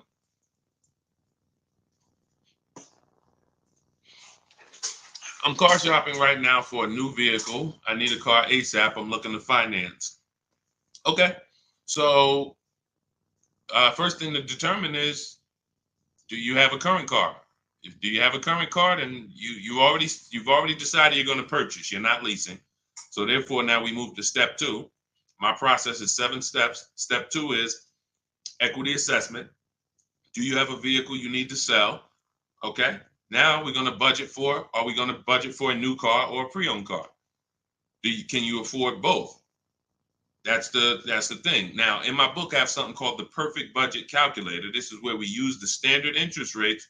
We put our, preferred down payment in. It could be 0. Some people, you're like, Sean, I could put 3,000 down, but if I don't have to, I don't want to. That's what the perfect budget calculator does. You put in what you could put down comfortably. You put in what can you spend monthly comfortably.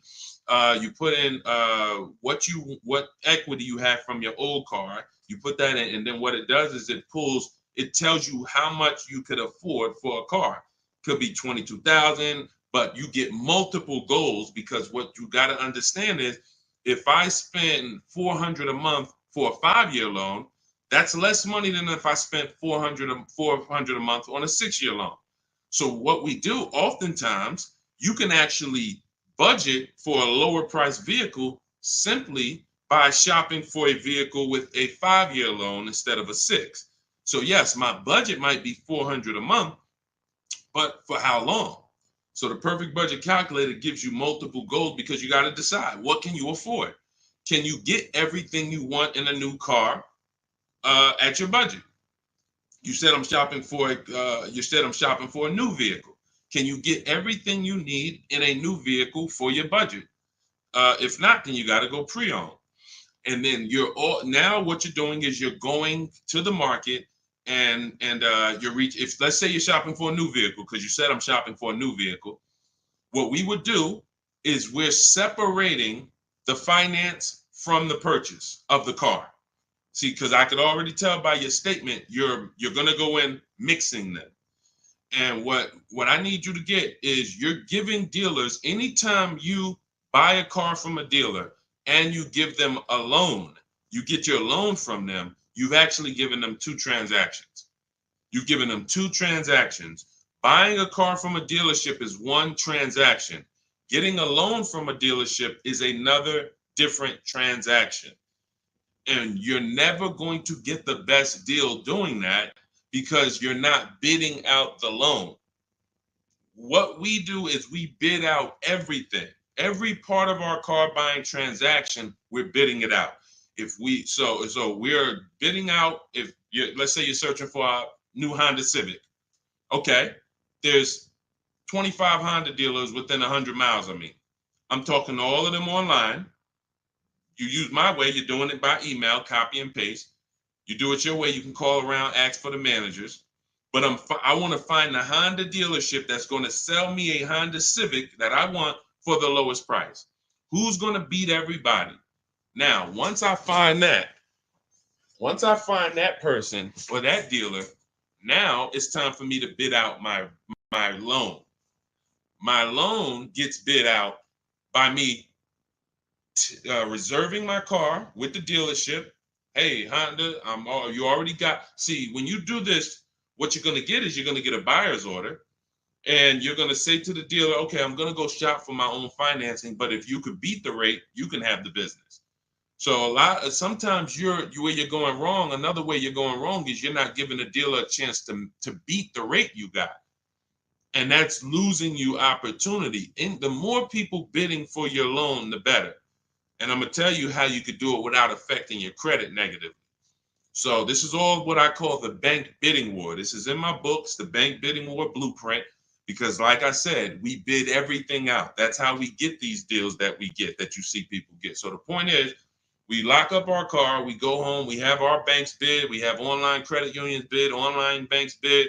Whoever gives us the best rate, now we call the dealership and we say, hey, if you can beat the rate, you can have the business. See, if you, it doesn't have, you never want the dealer telling you what your payment is going to be. Your payment is between you and the people giving you the loan. But because you mix those transactions, you don't realize you're giving the dealer maybe $5,000, $7,000 of negotiating room in the car you want to buy. And then you're giving them another $3,000 of negotiating room in the loan. So they have all of this money to move around. And then, God forbid, you trade in your car. Now they got another $3,000 of wiggle room in that. You're giving them all three transactions. And that's why you're wondering, oh, I hope I could get a good deal. You can't. You have to separate these transactions and do them at home so that you can bid them out. So that's what you would do. If that's a process I call the 25 to 5. And as you can see, you don't need a lot of time to work our system. Ansley, I want to say, where's Ansley's deal? I think he got his car, he got his below market deal in like, look, he said right here, he said, I started the process Saturday. I accepted a deal Monday. Got the car delivered Thursday. So for those of you, if you're like, man, Deshaun, I need a car in 3 days. Ansley started the process using our process Saturday, accepted a deal on Monday. This does not take, this is a 90-minute to 3-hour process to get below market deals. This isn't days. I would never spend more than, I haven't spent more than 90 minutes to get any deal. My Infinity truck, all my leases I had, I never spent more than 90 minutes to get any of these deals. But you can see here, he got a 2024 Infinity QX60 Lux. MSRP was $58,000. Huge discount, multiple offers. He got a 1% lease. That's a $554 a month payment. It's a $58,000 vehicle. It's people paying $554 on $35,000 vehicles, leasing them. You got to understand, bidding is how we do it. Bidding is how we do it. So it doesn't matter if you need a car ASAP, you want the blueprint. Get your copy of Cars from Home, 7 Steps to Saving Time, Money, and Avoiding Dealerships. Now you could do this manually too. Again, I don't care how you get multiple offers. I prefer you to use our way because our way is proven. We have dozens and dozens of people that we can show you today, and we have hundreds of people you can see all over my pages and the comments who've been using this stuff since 2021. But I don't care how you get multiple offers, just get them. Because the money savings is in multiple offers. If you're looking at a blue used car and you're like, man, this dealer right by my house got this nice blue Chevrolet Cobalt, I don't care. Just understand there are hundreds of that same vehicle all around. And that instead of, see, what they want you thinking is this is the only one like this. So that way you can come deal with them, and then whatever way you can negotiate, there you go. Once you understand that as an ex-car salesman, I can tell you that even the most rare G-Wagon, there's more than one of them. That's the most rare cars, there's more than one of them. Very few cars are one of one. And these mainstream cars, Hondas, Fords, Toyotas, when you see them on dealers, Mercedes, there's hundreds of this same car. My job, your job, is to get offers from multiple dealers so that you find a dealer who's going to sell you the car the lowest. Lock that into your mind. All right. And this is what the Cars from Home system is about. So grab your copy of Cars from Home, 7 Steps to Saving Time, Money, and Avoiding Dealerships. You'll have the whole blueprint. In my TikTok bio, you get yours for 75% off. That's my welcome offer to you. So normally the book's $97. It'll be in your inbox in 2-3 minutes. But if you get there before the 30-minute timer goes to 0, you can get your copy for 75% off, which is $25. In my TikTok bio, my Instagram bio, the YouTube comments, or the Facebook comments, get there before 0. All right? Go ahead, Dolan, shoot the next question up. Let's go. Can you negotiate a buyout from a lease? Not usually. I haven't seen it because your buyout price is set on the contract. So when you lease your vehicle, the buyout price is established and the bank has already determined what they're going to resell the vehicle for. So they estimate based on what you tell them you're going to use their resale value. So if you tell them you're going to use 10,000 miles per year for 3 years, they're expecting the vehicle to come back with 30,000 miles on it, and they're anticipating what their market value will be to resell the vehicle based on 30,000 miles. That's why when you bring the vehicle back with 40,000 miles, you must pay for that because they've already anticipated our sale is based on 30,000 miles and you brought it back with 40. No matter what dealers have told you, they have never made your mileage penalties disappear. You cannot make mileage penalties disappear. What they can do is they can cut them a check, which is rolling those mileage penalties into your next deal. That's what happens. But how many of you are getting calls from dealers saying, come on and we'll get you out of your lease early? Come on and we'll get you out of your lease early. Come on and we'll take care of the remaining payments. How many? Type me if you're getting those calls or if you're getting those letters. Hey, we'll get you out 6 months early. They're not doing anything but rolling your payments into the next car and hoping that you'll be okay with the new payment. But if you waited until you didn't have this baggage, you can literally make a deal without the baggage. So yes, you might be able to achieve 500 a month with the baggage, and maybe you could afford 500 a month, so it's okay with you. But if you were patient, you could literally make your deal when you didn't have the baggage, and the same car you got for 500, you could get for 400 a month. So they're playing on the fact that you're going to want a new car and you're not going to look at the numbers and be able to understand that they're rolling those numbers into the new car. And if you were patient, you wouldn't have to deal with that. That's the big thing. It's just about being patient. It's the biggest play on your emotions. There's no other industry like the car business that plays on your emotions, and they use it to your disadvantage. It's all that's why I tell you we don't talk numbers in dealerships. We don't negotiate in dealerships because you're in their house, you're looking at a product you like, and you have no leverage to even talk to their competitors sitting in their house getting numbers. That's why we don't do it. We only get numbers from home. All of our deals are made from home. So no, I haven't seen you be able to negotiate a buyout on a lease. The price is set. And that's another reason why you don't want to buy a lease. Let me end this question with this. The buying of leases is a horrible idea. In most cases, it's one of the worst things you can do because most people are not checking to see that the vehicle they're buying out is actually a good price. So if you're not checking to see that the vehicle you're buying out is a good price, you don't even know that you just overpaid for your lease. Especially those of you who, if you go over your miles, let's just say your buyout is 20,000 based on 30,000 miles. You're supposed to have 30,000 miles. You can buy that car for $20,000 based on 30,000 miles at the end of the lease. Now you drive 50,000 miles. You go 20,000 miles over because you got the wrong miles. You didn't pay to get 18,000 miles like you should have. You took a lower payment and you now have a penalty. It's not the lease's fault. So now you come back and you say, well, I'm going to just buy the vehicle. The problem is the vehicle that the 20,000 buyout price was based on 30,000 miles. So now you're about to buy a vehicle and pay the same price that was for a $30,000 30,000 mile vehicle. You're going to pay the same price for a 50,000 mile vehicle. So you buried yourself and you've bought something well above what it was worth. You've paid well above what it was worth because the fact you put 50,000 miles on it didn't adjust the buyout. It didn't say, well, you put 50,000 on it. Instead of 20, you could buy it for 16 because it's really not worth 20 at all. No, you're paying the buyout price no matter what. So 99 times out of 100, the penalty is way less. It's just bad leasing. It's bad lease structure. When you see people that hate leases, it's their fault in a lot of cases. They don't know that though.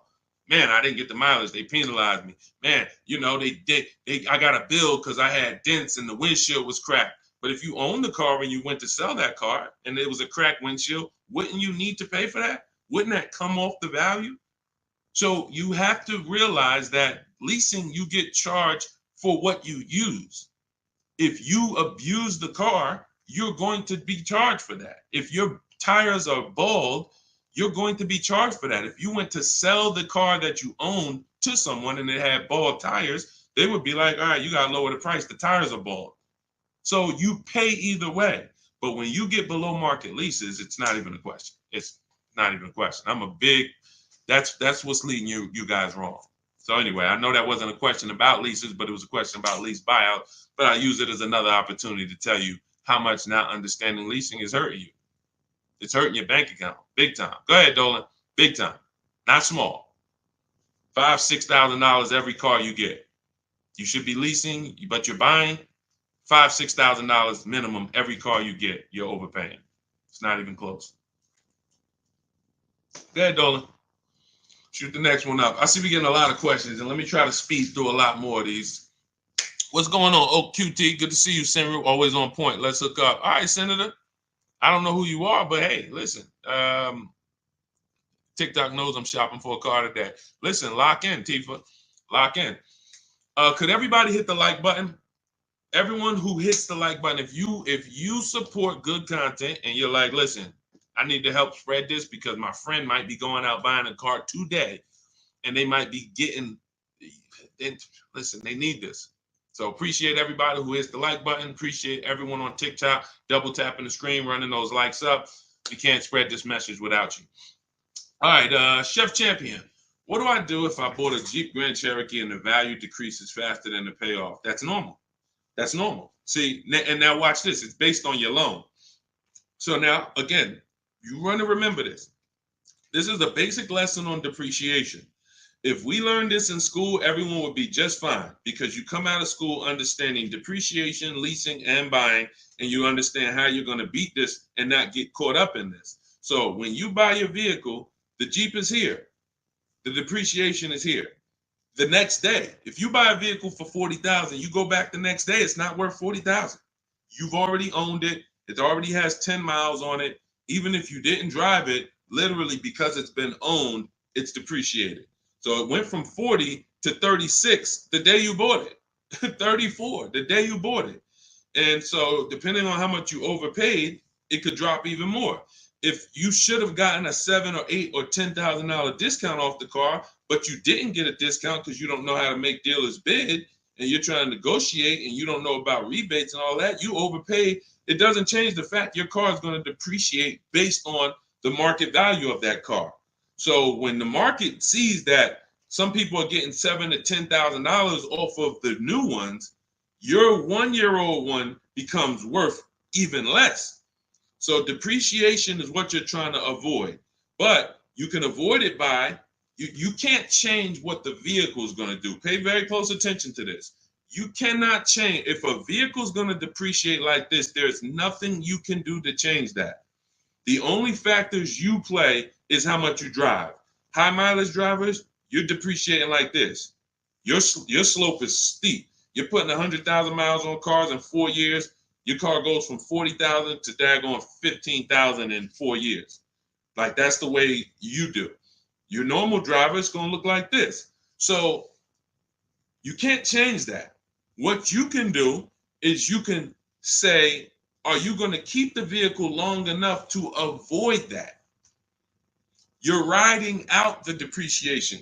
Who has a vehicle in here that they've had outside their house right now? Right now. It's older than 8 years. I want you to type the number of years in the chat. Let me know how many years you've had the vehicle in your driveway. If it's more than 8, I want you to type 12 years, 11 years. If it's more than 8, I want you to type the number. Okay, I see you. The next 11 years. No, not 2, Kathy. It has to be more than 8. All right, 12 years. I see you. All right, I see you, Happy. 8 years.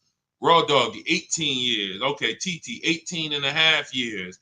Charlie, 35 years. Okay, so when we look at this, this is how you beat depreciation. This is the goal. This is the goal of the purchase. You need to understand, Chef, that that's the goal of the purchase. See, they're not thinking when their Jeep Grand Cherokee value decreases after 2 years or 3 years. They're not thinking that way. They're long-term. See, short-term people who don't lease are the ones that are concerned about depreciation. Pay close attention, because you're getting the mindset of why not understanding leasing is super expensive. Because when you're them, you're not concerned with depreciation. TT's not concerned. She's had a vehicle 8.5 years, 35 years, like 18 years raw dog he's had.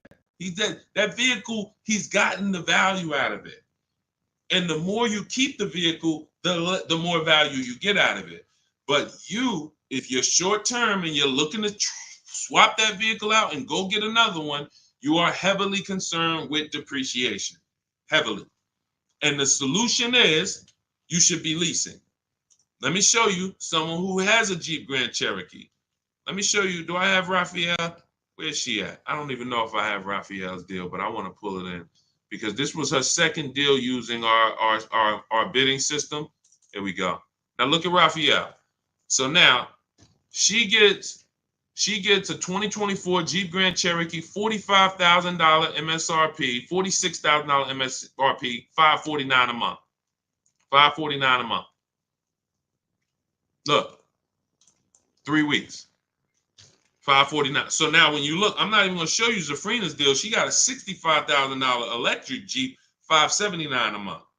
So when you compare what it costs them to drive these trucks, brand new, no money down, they literally give them $579, drive off. Raphael gave them $549, drove off in her truck. That's different than you buying this whole Jeep Grand Cherokee. Same price vehicles they're buying, call it close to $50,000. No money down, you're leaving out at $900 a month, $1,000 a month. You might put 10 grand down, or you might throw your trade in there as a down payment to get to $800 a month. But you're not getting to a $600 payment on a Jeep Grand Cherokee buying it. Maybe you bought a 3-year-old one and you might be paying the same payment as they're paying. But think about this. Why would I pay the same payment? Because some of you are like, oh man, Deshone, I buy used cars. Is that better than leasing? Not if you're a short-term person. Because what you're doing is, you take somebody like Raphael, she's pulling up $549 a month, brand new $50,000 Jeep Grand Cherokee, $46,000 Jeep, what's the MSRP? $46,000 Jeep Grand Cherokee Limited. Now you got that same vehicle, but you bought it used. So instead of $46,000, you found one for, let's say 20. Let's say instead of 46, you got a nice one, 28,000. 28,000. Let's round it up with taxes. Be generous. Let's just say 30,000 with taxes. What's the car payment on that, people? What is the car payment on a vehicle that is $30,000? Type into the chat. Some of you know, based on our $5,000 rule, what's the car payment on a vehicle for $30,000? Thank you, Happy. $600. Thank you. I love, man, my people on point, man. I'm proud of you. I'm proud of the people that's on point, locked in. I know y'all. I don't have to worry about y'all. So $600 a month. Now look at this. That's if we found a used one at a great price, 20-something thousand, high 20s with taxes. We at 30. So we're leaving out the dealership paying $600 a month for a used vehicle, 3 or 4 years old, 1 year warranty left, or potentially no warranty after a year. So versus someone who's driving a brand new $65,000 Jeep Grand Cherokee electric, $579 a month, or like Raphael, who's driving her limited for $549 a month. She's pulling up next to you in the same vehicle, but the new version, you're paying more than her. This does not make financial sense, and there's no way to justify it because you're not getting the money back. If you were going to say, Deshone, yeah, I'm paying more now, but in 3 years, 5 years, 6 years, when I sell this thing, watch how much I get back. If that was the case, then it'd be different. That's not the case. You don't get the money back that you put into these cars. That's why the people who learn from me, who get below market leases, we're never putting the money in the car. We're putting hundreds of dollars, couple hundred in. We're driving these brand new cars. We get the mileage we need. We adjust the mileage. If you need 12,000, you get 12. You get 18. You need 18,000, you get 18,000. You need 25,000, you get 25,000 mile a year leases. But you don't buy these cars, tie up all this money, not get it back when you trade them in, and then go and do it over and over again and just stay in this depreciation cycle. Just stay in this depreciation cycle all the time. You're living in this depreciation cycle. You're never getting to the people who we talked about 8 minutes ago who are here, keeping their cars 18 years, 12 years, 10 years, where their depreciation is like this. This is the reward for purchasing. If you're not trying to get here, you should not be purchasing. You should be shopping for below market leases. So you can't beat depreciation in the short run, Jeff. To answer your question, to wrap this up, you're trying to beat depreciation in the short term. You cannot do it. The car is going to depreciate, and it doesn't matter the payoff. You could have took a 3-year loan. You would be paying more. Your loan would be going away quicker, but you probably took a 5 or 6 year loan, God forbid, a 7-year loan. Now your loan's not going to move fast at all, but the car's value is always going to move. So the key is, this is step 1 in my book. We need to know, are we putting our deal on the lease foundation or the purchase foundation? How are we going to beat depreciation? Long-term ownership, 8+ years, or below market lease? Those are the only 2 ways. That's the only 2 ways to beat depreciation. That's step 1 in my book, the most important question. Okay? All of this you can get 75% off as my welcome offer to you for getting cars from home, my new digital book, 7 Steps to Saving Time, Money, and Avoiding Dealerships. It's already 5-star rated. You can type it into Google. You'll see all the reviews online. Shout out to everyone who reviewed the book on Goodreads. And the book is just everything I teach. Everything you hear on my streams, it's in there step by step so that you don't have to remember this. So you can go to my TikTok bio, my Instagram bio, the Facebook comments, or the YouTube comments. And if you get there before 30 minutes is up, you get your copy for 75% off the whole blueprint. The bank bidding war is in there, selling leases, high mileage driving strategies, all in there step by step for you guys. All right. Once you get your book, make sure you screenshot the thank you page, though. As soon as you pay, you're going to see a page that says screenshot this page. You can open the book link there, but you'll also have my support team's email, because sometimes you're typing fast and you type your email wrong, and we can't send the book to a wrong email. So make sure you screenshot that page so you can have the support team's email. Go ahead, Dolan, shoot the next question in. Hey, what to do if I'm upside down and need a new vehicle? Well, you can only get out of negative equity 2 ways. This is also in my book. You can pay the difference, or you can move it over, transfer it. Now, the third option with negative equity is you don't get a car. This is what I call the bad credit for people with good credit. Negative equity is the bad credit for people with good credit. Because when I was in the dealership, some of you know I worked for Mercedes for 5 years, General Motors 5 years. The only people who couldn't get a car who had great credit was people with too much negative equity. So what you're looking for is you're looking to see, doing the equity assessment, what is the most I can get for my car? Because let's say the dealer tells you your car is only worth $14,000. but you owe $16,000. They're going to tell you have $2,000 of negative equity. That's why we never get our prices of what our car is worth from a dealer. We do this from home during our equity assessment. This takes us 20 minutes. We go on CarMax.com, Driveway, Carvana, Kelly's Blue Book Instant Cash Offer, AutoNation, and Car Guru, Sell My Car. This is 6 cash offers that we're going to get in 20 minutes. So now these are the most competitive offers we're going to get, and that's going to tell us the least amount of negative equity that we would have. So if the highest bidder from the online buyers pays you 18 and you only owe 19, then you have $1,000 of negative equity. I would come up with 1,000 and sell to the highest bidder. This is what I call paying the difference. Why is that the first option? Because you can now shop your car deal, get bids for your new car, and you don't have to bring over baggage from your old car. Now, your baggage from your old car wouldn't be a bad thing if you could guarantee that whoever, all right, let's say CarMax wants to pay you 19 for your old car, but you can't pay the difference. You owe too much more than that, and you can't pay the difference. Now you have to transfer, or you have to, use this word we don't use, which is trade.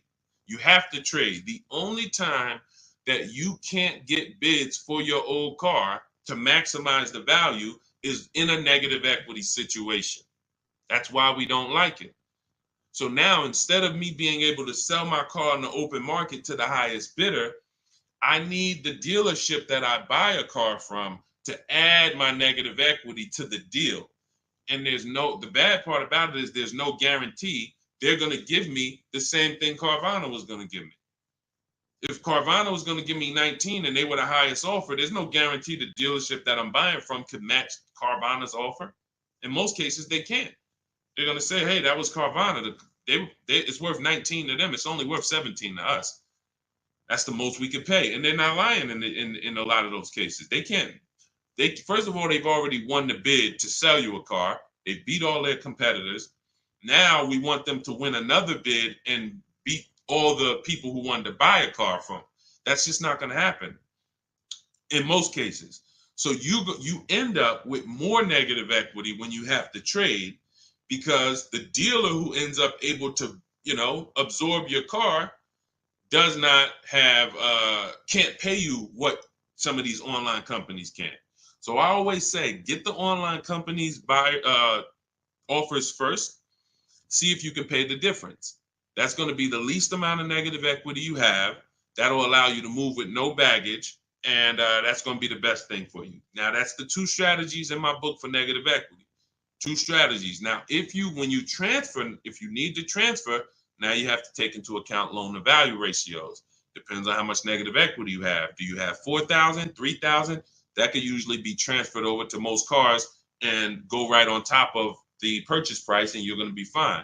But if you have $10,000 or $15,000 of negative equity, there's not many cars that you can switch over to, and it's going to allow you to absorb all of that unless you get a big discount. If you get a big discount, you look at somebody like Milligan. Milligan gets, $27,000 off her, where's her deal at? She gets $27,000 off her Mercedes EQE. It was $79,000. She ends up getting it for $51,000. That's bidding. She gets all the discount and all the rebates. And now you look at somebody like Kimberly. Kimberly gets $20,000 off of her Maserati. $86,000 vehicle, 87. She gets $20,700 off. If she had to roll over 15 grand of negative equity to this deal, she could do it. So the bigger the amount of negative equity, the more you need to search for a car that has the best offer on it, the below market offer on it, gives you a lot of rebates, a lot of discounts, 7, 10 grand, 12 grand off, so that you can roll that negative equity over. And 99 times out of 100, you should be rolling it over to a lease, because once the lease is paid off in 3 years, you're gone, and the negative equity is gone. And it's a hedge, because this has happened to people. They didn't plan on it, but they'll roll over 5 grand of negative equity or 10 grand of negative equity to a lease. Vehicle gets totaled. Gap insurance kicks in. They go out, they get a new car, and they're fresh. So with a lease, you're burying the negative equity into the lease, and you're paying it off in 3 years, and then you're fresh. And in the case of a, God forbid, total, or the vehicle stolen and not recovered, it's gone. Negative equity is gone. So it's the best way. Going from a negative equity situation to another finance makes no sense to me, unless it was an emergency and you had to switch cars. That's the only time, like you were planning on keeping the car 8 years, 10 years, but there was an emergency. Maybe your wife had triplets and the car doesn't work anymore. Now you have to go and get a bigger car, but you're a long-term person. That's the only case. The other cases, you should be flipping negative equity into a lease. That's the solution. Go ahead, Dolan. Great questions, great questions, great questions. Have you explained the lease? Well, the lease is very simple. It's for short-term people, and short-term means I'm not keeping my car long enough to ride out the depreciation. See, short-term is not a 5 years, 8 years, it's 3 years, no, it's the depreciation curve looks like this on a car. So a short-term person is not going to get here. You're not keeping your cars 8 years to where you're going to ride out the depreciation and now you're not losing value. Car's paid off. You got a great asset in the driveway and you're going to keep it for another 2, 3, 4, 5 years to get the most money out of it. That's the purchase route. That's how you're beating depreciation there. Leasing is for people who are you've been taught that you should buy, even though this is your ownership cycle. This is your ownership cycle. It looks like this. I buy a car, it loses 50% of its value in 5 years. I go and I do it again. Trade it in, replace it, do it again. Every single car I buy, I'm losing thousands and thousands of dollars in depreciation. Then I go and do it again. I never let it cool off. And I'm putting a lot of money into these cars because I buy the whole car. $40,000 car, $25,000 used car, whatever. I'm putting all the money into these cars and then I'm replacing them before the depreciation cools off. Leasing is how is for you to get off that roller coaster, get off that sliding board. That's a losing battle, and you're paying thousands and thousands of dollars more for that right. You're paying for that privilege that gives you no benefits. No benefits. You can see, and that's the reason why I teach about depreciation, so that you can understand when people say, oh, well, I like to buy my cars because I want to drive as much as I want. They don't understand. If you bought a car for 40 and you put average miles on it, this is how it looks. If you bought a car for 40 and you put high mileage on it, this is how it looks. It doesn't stay like that. It goes down. No matter what you pay for how much you drive on a car, even if you own it. If you put 100,000 miles on your car in a year, you come back, what is it worth? Whole lot less. Whole lot less. Like, this is not even close. So the key, when you understand this is what I call the unseen expense, depreciation. Then you understand, okay, being that I'm going to pay for my car, whether I buy or lease, which option allows me to pay less? That's based on my lifestyle. If I'm going to keep my car 8, 9, 10 years, buying allows me to pay less in the long run. In the short term, buying is more expensive. Remember, we already compared somebody like Zafrina's lease, she's paying $579 a month, driving a $65,000 car.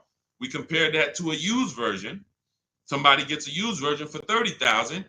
They're paying $600 a month to drive a used version. 3, 4 years old. Somebody who wants to buy a brand new version like Safrina got, $65,000 car, that's a $1,300 a month payment. Even with a big discount. Let's say, well, Deshone, what if they got a huge discount? $15,000 off. Okay, let's play the game. So they get a huge $15,000 discount off that same Jeep that Zafrina got. So instead of paying $65,000, let's go back to her so everybody can play along. So instead of paying, hold on, no, that's not.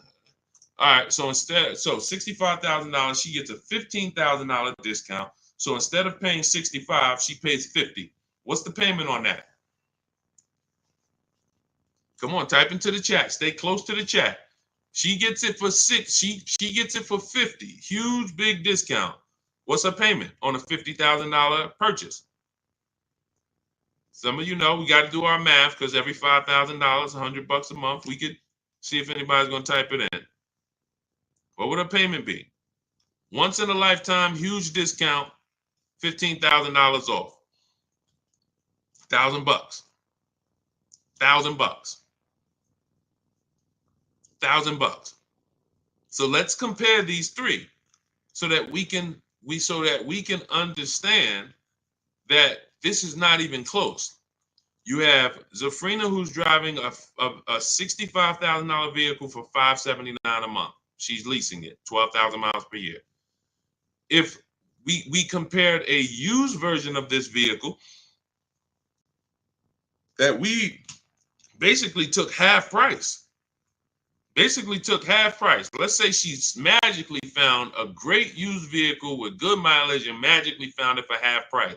We already know that ain't gonna happen.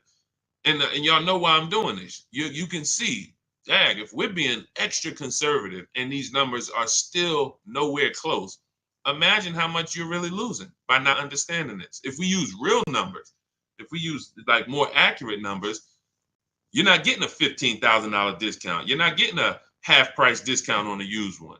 You might get it for like 40. So that 40,000, that's an $800 a month payment. 30,000, $600 a month payment. Brand new one with a big discount, $1,000 a month payment. None of these are close to what Zafrina's paying at $579 for what she's getting. Driving a brand new vehicle, not tying up her money, driving a brand new vehicle. No, so that's what I'm saying. The reason why leasing versus buying is step one in my book is because if you buy, but you should have leased, you cannot get a great deal anymore. You cannot. That's why you're like, you may write me and be like, Deshone, man, I figured out I shouldn't be buying anymore. Should I stay in this car? Or should I switch to a lease now? There's no benefit in you staying in it. If you can swap from a finance to a lease or from a purchase to a lease right now, you should be doing that right now.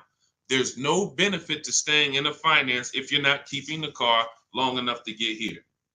You're just delaying the inevitable, putting more money into the car, driving less car than you could be driving for the money you're paying. There's no benefits there.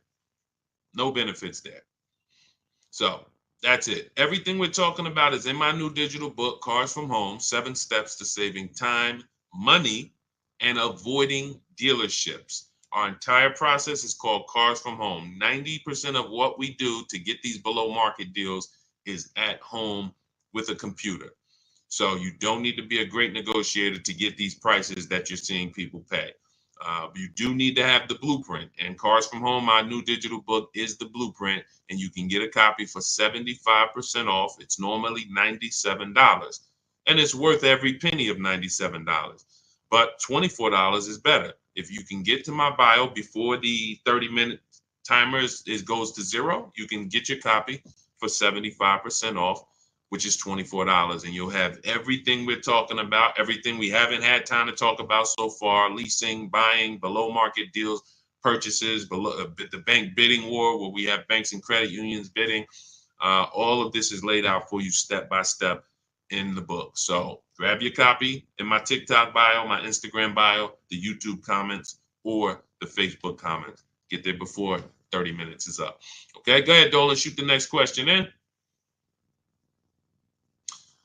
Body envy sculpting. What if you drive a lot of miles with a lease? That's very simple. You're still depreciating your vehicle whether you buy or lease. So let's just say you are driving 30,000 miles per year, but you're buying. You're destroying the value of your car. So you're paying for that. If you were going to sell a car today and it was 30, it had, let's say it's a used car, it has 40,000 miles on it. You go out this year and you drive another 30,000 miles. When you come back, you just, whatever you were going to sell the car for with 40,000 miles, forget it. Like, you put another 30,000 miles in 1 year, your value just dropped tremendously. High mileage drivers, you are getting killed the worst with depreciation, because you get these deals and you structure these deals like you're not a high mileage driver.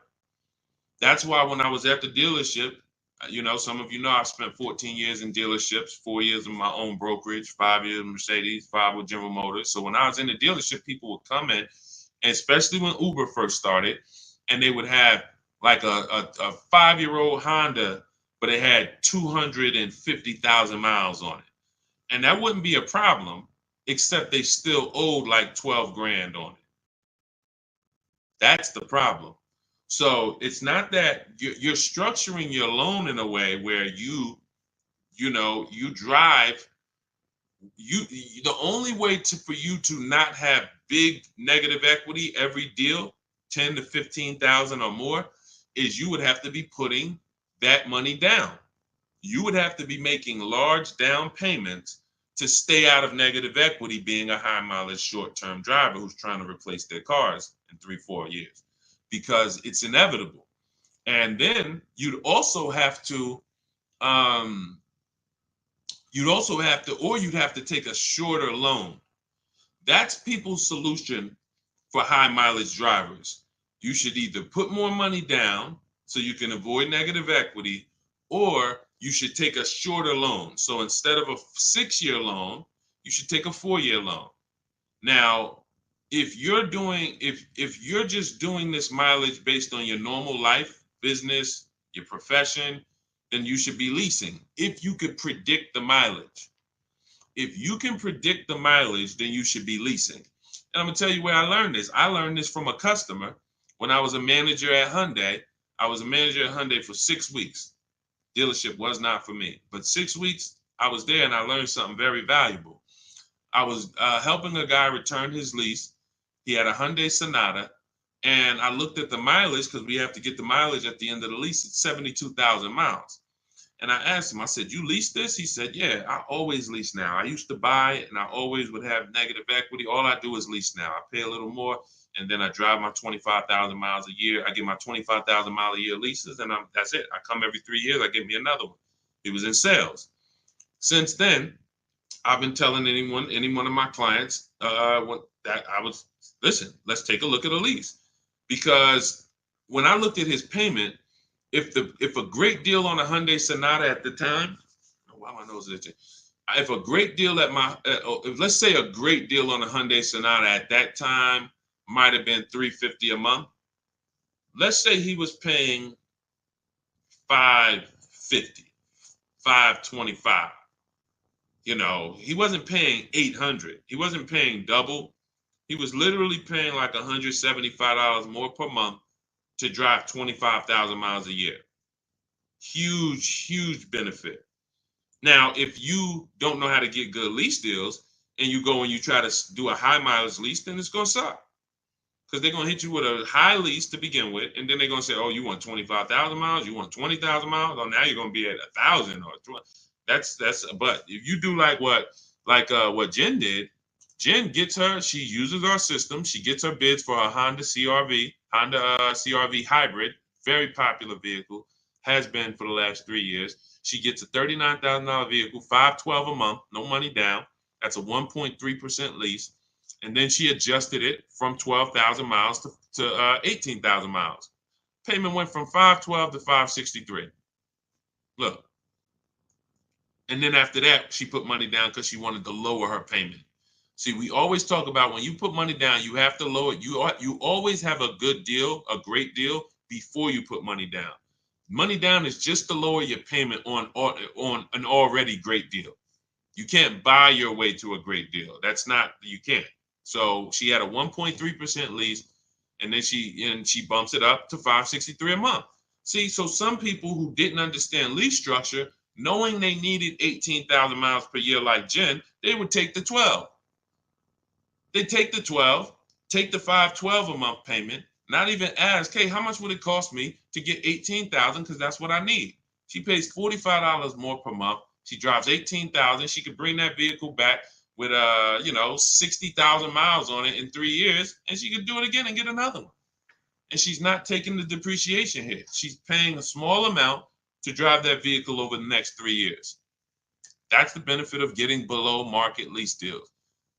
Hey, Ava. Hey, no problem. Yeah, thank you for what you do. No, thank you. Thanks for showing up. I'm here for the people who locked in. That is what I'm here for. I'm here. I want you guys writing me, sending me your deals, sending me your offers, sending me what you get when you pick up your car, saying, "Hey, go into Goodreads, adding your reviews to the book," because that's what matters. That's all that matters. I hold myself accountable to what the people do. That's it. No, I don't, when I set out to teach, it was all about, God, we have to deliver a system where people can get the same results I get. If you can't get the same results I get, then it sucks. It's not a system.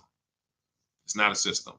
That's why I show all the people who I can on these streams without showing them all day. I could show 100 people on a stream, but then we just be sitting here looking at people all day long. All right. All right. So listen, y'all, we've been on for a little over an hour. Look, everything that if you're like, Deshone, I want the whole blueprint, you can get it for $24. It's normally $97. This is my new digital book, Cars from Home, 7 Steps to Saving Time, Money, and Avoiding Dealerships. Everything about below market deals is in there step by step. There's 7 steps in our system. 7 steps. First step is the most important question. How many years are you keeping the next vehicle? The second step, what did I say? First step? First step is the most important question. Second step is the equity assessment. Third step is deal structure. Fourth step is shopping, not buying. Fifth step is multiple offers. Sixth step is paperwork and protection. Seventh step is delivery. 7 steps to below market deals for leases, purchases, new cars, used cars, all step by step. So you can get your copy as part of my welcome offer for 75% off. You won't pay the normal $97 price. You can go to my TikTok bio or my Instagram bio, or click the link in the YouTube comments or the Facebook comments, but it's only for 30 minutes. If you visited the site and the timer hit 0, then unfortunately, welcome offers away. The book is still worth every penny of $97. It'd still be one of the most valuable books, but $24 is better if you can get there before the 30 minutes is up. So keep me posted. We'll be back for more streams. Hold on, let me see this. Leasing a car. When leasing a car and you don't use all your mileage, do they give you a refund at the end of the lease? No, Raw Doggy, but that's why we assess our equity. So take somebody like my mother. She's a low mileage driver. Her lease is up on her Mazda. We assess her equity. If the vehicle has retained value because of the lower mileage, we're going to sell that and put money in her bank account. So even if we have a vehicle, leasing is also a hedge against vehicles for vehicles that don't lose value a lot, be it through natural depreciation or be it through I bought 15,000 miles. I thought I was going to use it, but I only use 10,000 miles a year. So now I'm 15,000 miles under. Okay. Let's assess the equity. Let's see if we can sell that vehicle, put $2,000-$3,000 in your pocket, and then now that's a bonus. You basically leased and got a rebate at the end. Kind of new to this, where's the bio to get your book? Raw Doggy, you click the picture of me on TikTok. There's a picture of me right up here. If you're on Instagram, same picture of me. It'll take you to my profile, and you'll see a website there, a link. There's a link there, and then you click that, and then click the button that says 75% off new book. Okay, all of you who have been asking about the Shop with Deshone program, you can certainly go to my bio and see if you qualify for that. I do shop with certain people all around the country for people who want a more personalized learning experience. Some of you are done with you. You might be a done with you person. So if you're a do-it-yourself person, that is the blueprint. Cars from Home, 7 steps to saving time, money, and avoiding dealerships. That is the blueprint. But if you're a done with me person, if you like to do things with people, personally, then you could also go to my bio and you can get information about the Shop with Deshone program. I don't care how you do it. Just get in where you fit in, get multiple offers, unlearn what you've been taught, or I can't even say what you've been taught. If you think about it, no one taught you to buy a car. They programmed us. We didn't go into school. We didn't learn. This is how it was like. It was a programming.